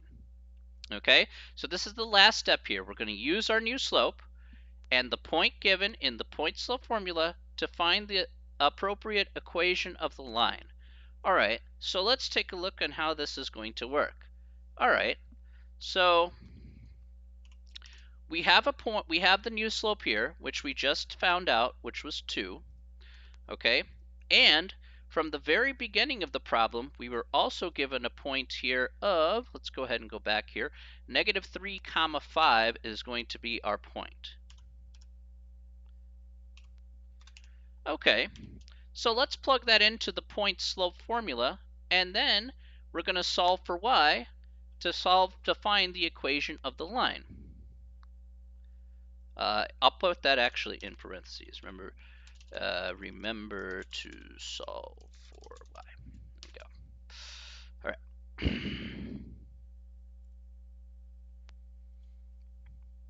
All right. Okay. So, all right. So, can anybody tell me here what's the point slope formula?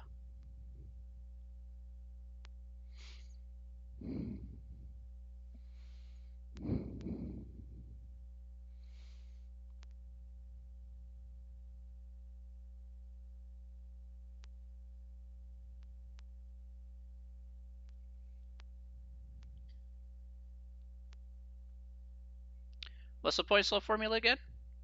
Go ahead and type that out in chat. I know that takes a little time too.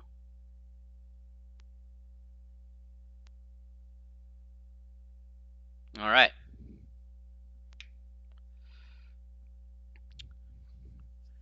Good beans. All right. Very good. So again, y minus y1 equals m times x minus x1.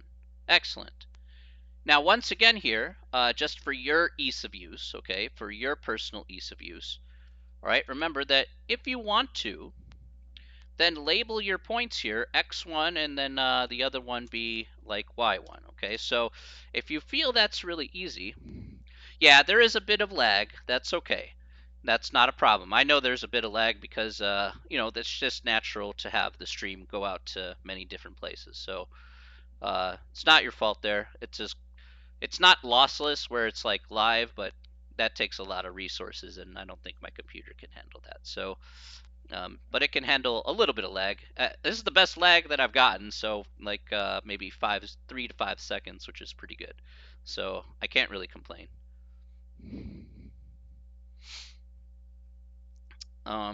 Okay, so let's go ahead and plug in the numbers appropriately, and let's see what we get. All right, so I'll put it here on the math type thing. So we get y minus y1, which is 5, equals 2 times x minus x1, which is negative 3. All right.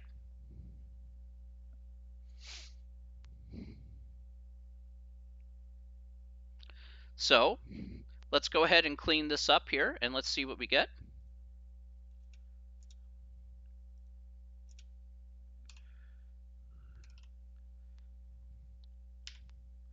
So we get 2. We have minus negative 3, so we have x plus 3. All right. So we get y minus 5 equals 2x plus 6. All right, so we just multiplied the 2 here first. And then we're just going to add by 5 on both sides.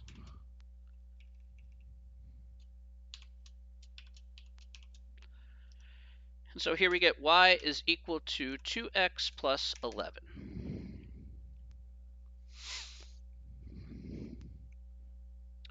All right, and that's going to be our final answer for the parallel case.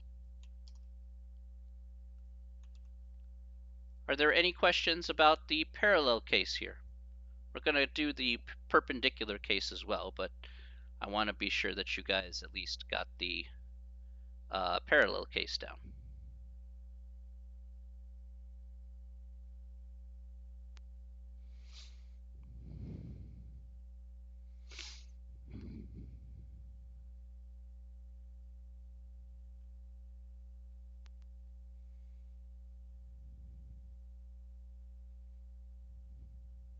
Okay. Let's go ahead and take a look here since we're getting close to the time there. It's about 15 minutes, so we'll see if we can get through at least the rest of these questions here. Let's do the perpendicular case here, okay? Now, for our example here that I want to show off, it's going to be the same example as the previous problem, okay? So the same example as the previous. Okay, so again, we have 4x minus 2y equals 7 and minus 3 comma 5. All right, so the steps here are all the same except for step number 3. As you can see here, everything is the same, okay, except for step 3, where we have to determine the new slope. So let's go through, it's the same steps here, but I'm going to write them out anyway. So that way we can see it again one step at a time. So that's cool. All right, so we got step 1 here. Step 1 here, once again, we established we solved for y there, right? And so we got again y is equal to, same deal. Let me go ahead and recopy that. Y is equal to negative 7/2 plus 2x. And then step 2, I'll fix that in a second. Step 2 here is going to be, once again, identifying the old slope here. The old slope here is going to be 2. Okay. So the old slope here is 2. Cuckoo. All right. Now, let's move on to step 3. Okay, so this is where the difference is going to lie, right? Is step number 3. So let's see what we got here for this. All right. So step 3. Step 3 here is we want to identify the new slope. Now remember, for perpendicular, the new slope is -1 over the old slope, or the negative reciprocal of, in this case, 2. Okay, so let's identify the new slope here. What would the new slope be for a perpendicular case? What would the new slope be for a perpendicular case?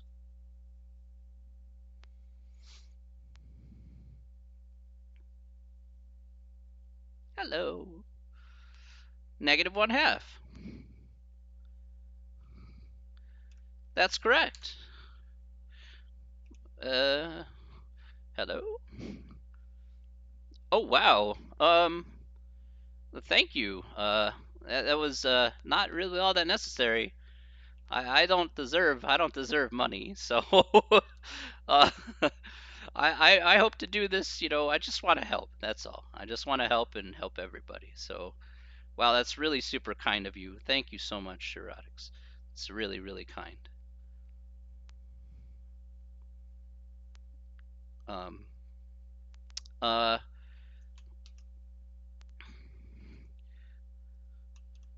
I probably should charge it back so you can get your money back. I feel bad.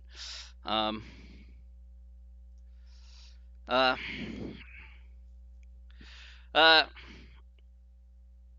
uh, okay, so the new slope here is -1/2. All right.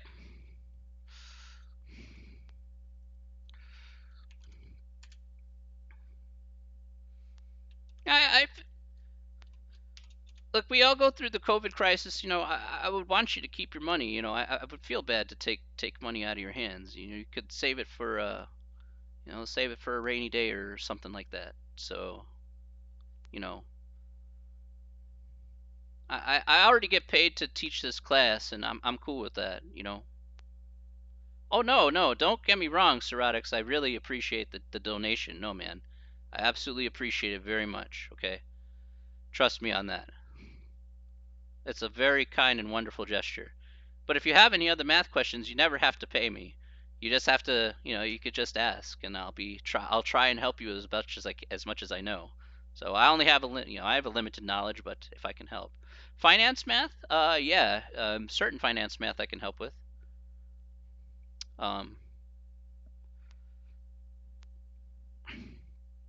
Okay, but let's keep going here. I do have to finish this problem regardless.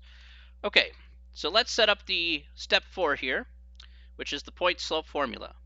Okay, we have the points here, so we're going to set it up the same way we did the last problem. All right, so let's do that. So y minus y1, hello brain. So again, if it makes it easy, once again here, you can label these points here once again. So again, if you want to say, all right, this is again x1 and this is again y1, feel free to do so. I always like to do that pretty much so I know exactly where I'm plopping in numbers. All right. In this case here, we have -1/2. So let's put that down. Yeah, let's put that negative on the outside there. Doesn't really matter, but whatever. All right. And we got x minus a negative 3. Again, as you can see here, I know what this will end up to be.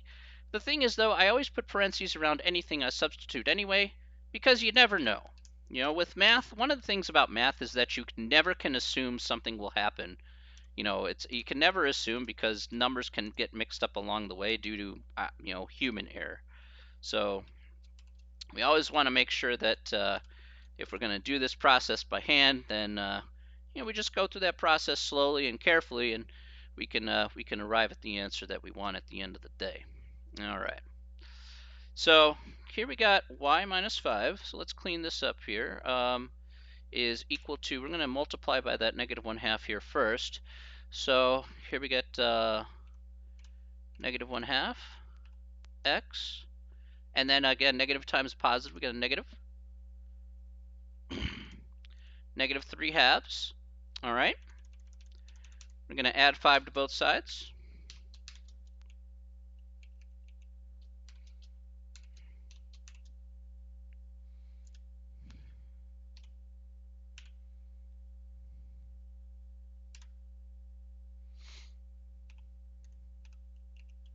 So we get negative 1/2 x, and then negative 3/2 plus 5. That's going to be 10 over 2. So that's going to be plus 7 over 2. It's going to be our answer for that. So again, using common denominator of 2 to get 7/2 there, by the way. The same way we did in that previous problem from before.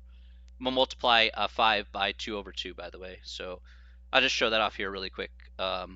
Remember, in this case, I would multiply by 2. This would be 5 over 1. Let me put this here. So this would be 5 over 1, and then this would be like times 2, and then again times 2 here. So just to show off where we got the 10, and then we got minus 3 plus 10, which is positive 7, so 7/2 is what we got here.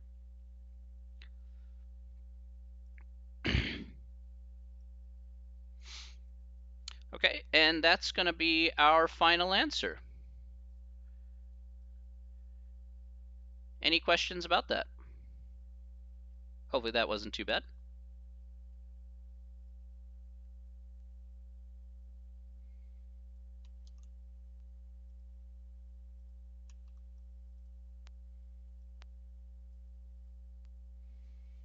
Nope. Okay. Good beans. All right, hopefully that was clear for that. Cuckoo. All right. So that's questions 5, 6, and 7. Okay. Now we do have time here. I know we got 5 more minutes here, but we do have time to go over these last 2 questions, and then I'll resume next week. I'll resume next week on how do we get negative 3/2? Okay.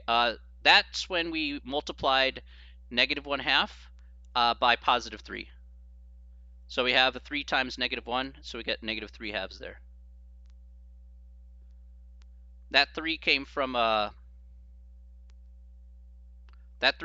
point there, negative 3 comma 5, because we had negative 3 there. So that became plus 3 as a result.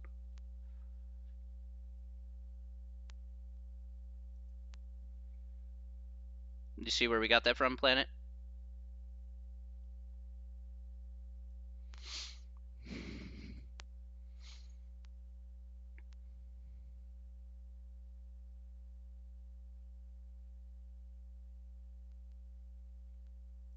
Just want to be sure that that's clear there.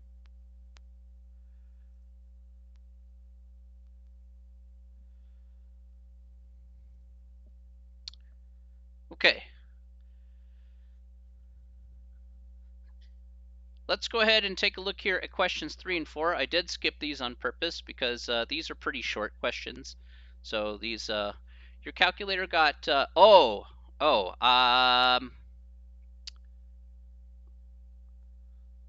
you do, your calculator got 5/2. You might have accidentally hit plus 4. Make sure you did, plus 4 would get you 5/2. Did you actually put plus 5? Plus 5 should be on your calculator there. That's probably what happened.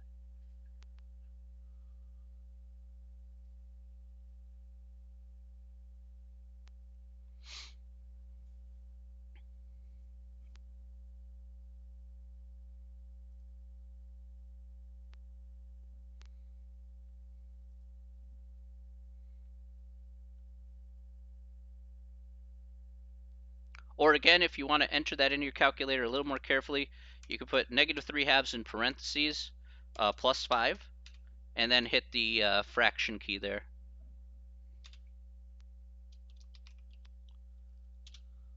Okay.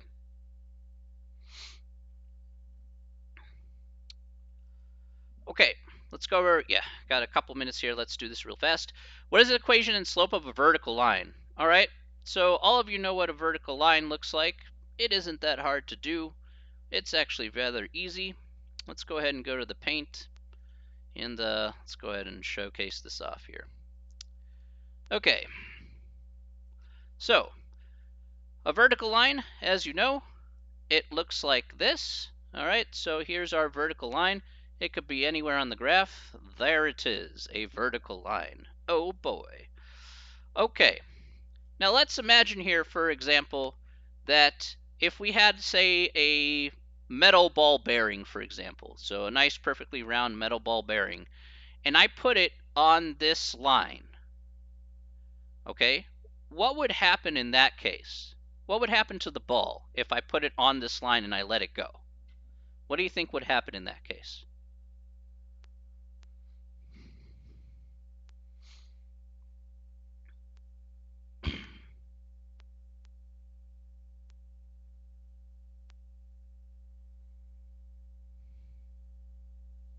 Okay.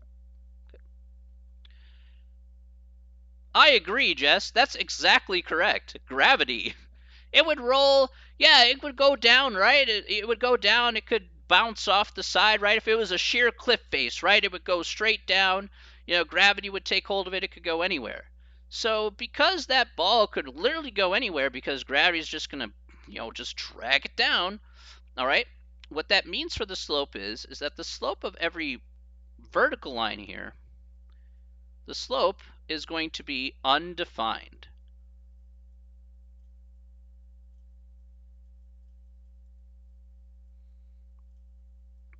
Okay, so the slope is always undefined for a vertical line.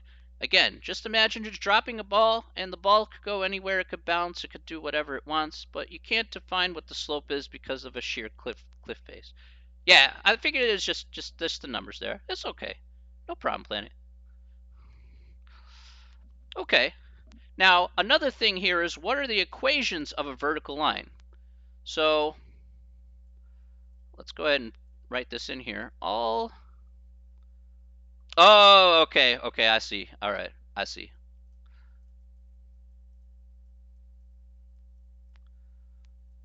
All vertical lines are of the form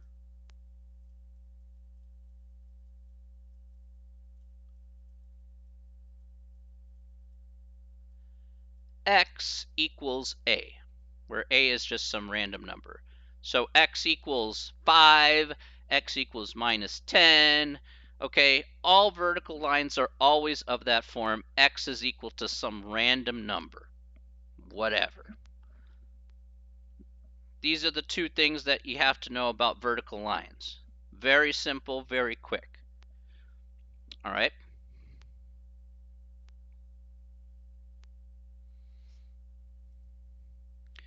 Any questions about that so far? So if you see a line that says x is equal to 5, okay, you know the slope is undefined, and you know it's vertical. That's about it.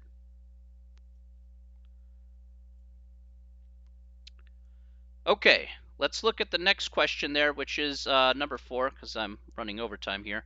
What are the equations for horizontal lines? Equations and slope for a horizontal line. So let's look at a horizontal line here really quick. All horizontal lines look like this. Yeah, it goes horizontal. Now, let's imagine that same steel ball bearing. If I put it on this line, what happens to the ball bearing?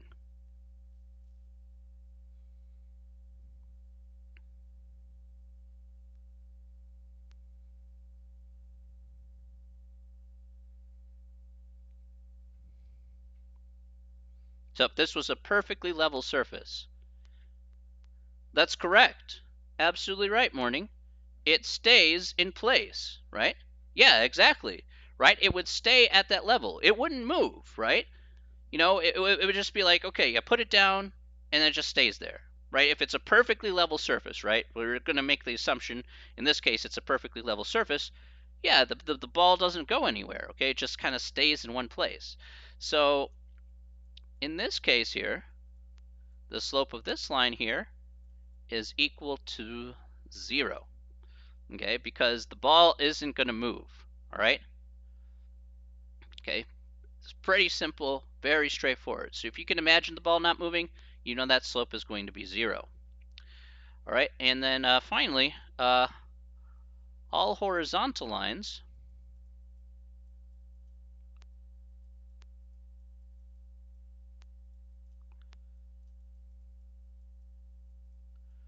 are of the form, as you could probably already guess,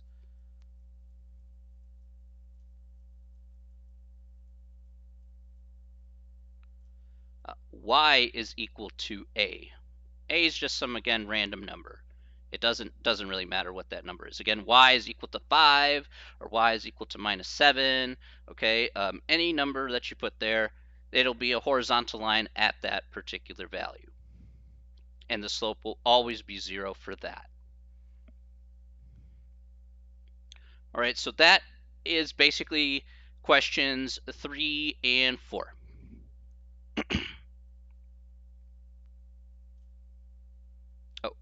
Didn't mean to do that, sorry. Are there any questions about section 2.4?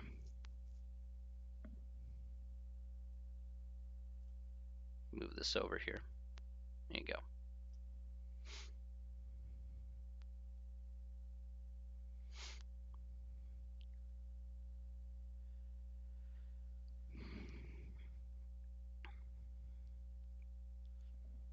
Okay, good. No questions then. All right, that's okay. We didn't finish, I know we didn't finish the last question there, number 8. We're going to go ahead and do that for next time.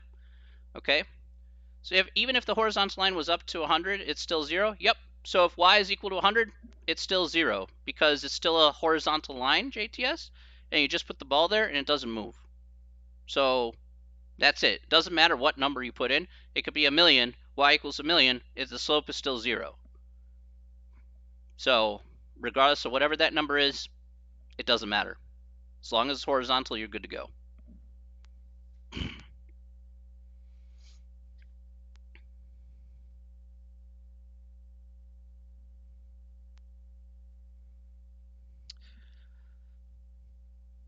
All right. Any other questions? Have I come up with a date for the test yet? No, not yet. We're getting there. We're getting there. Trust me, we're getting there. But once we're done with, I think once we're done with chapter 2, then I'll be making an announcement for the test. So, but not before then, because it just depends how fast we get through the material. So I want to be sure that I usually announce the test after we're done with the material, so that way you have a chance to study up on all the material. I don't like that BS where it's like, oh, I'm going to announce the test in a week, but we haven't finished the material yet. And then you're like, well, I got like 3 days to cover my ass for like the rest of the material, and then you don't have time to like cover for the test because you're focusing on the new material. So that's pretty counterproductive. So yeah, until I feel confident that we're finished with that material with chapter 2, then the week after that will be the first test, which will be online.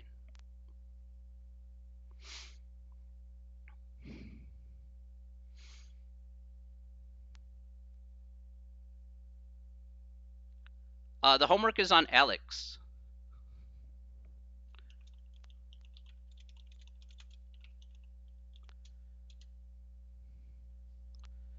The homework is on Alex. You can find that underneath assignments in our class.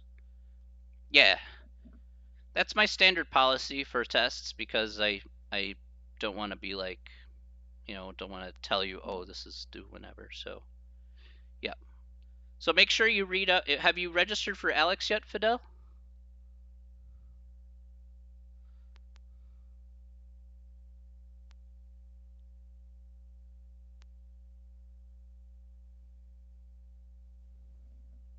Okay, so if you register for Alex, you should find it underneath the assignment section. It should be at the top there, or close to the top. It's one of those small little tabs there.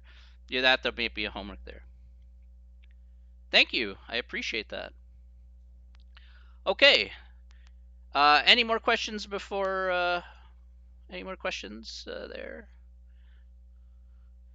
All right. So for next time, we're going to finish up the last question here in section 2.4. We're going to do 2.5, and then hopefully we'll get to a little bit of 2.6, possibly.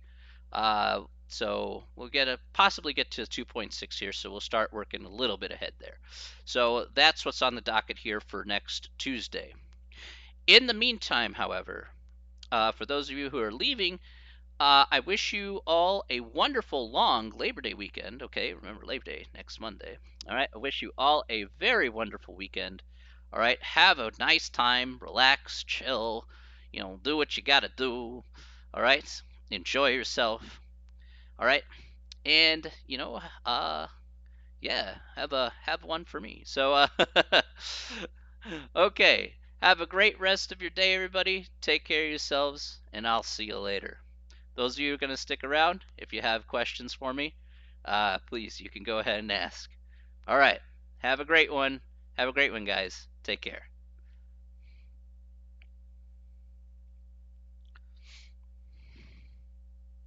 See ya. Does anybody have any questions for me that they would like to ask after class? We're now in the after class mode. So,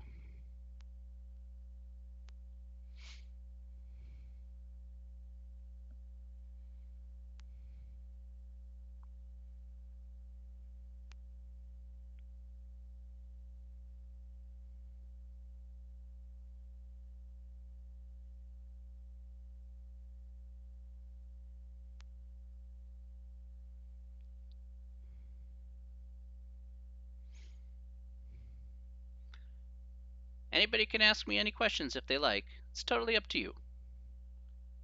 In the meantime, I'm going to take a look at that.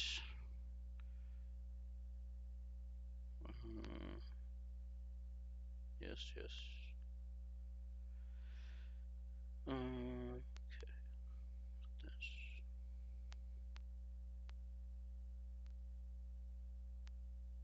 Mm. Hmm. Okay, let's check this. Well,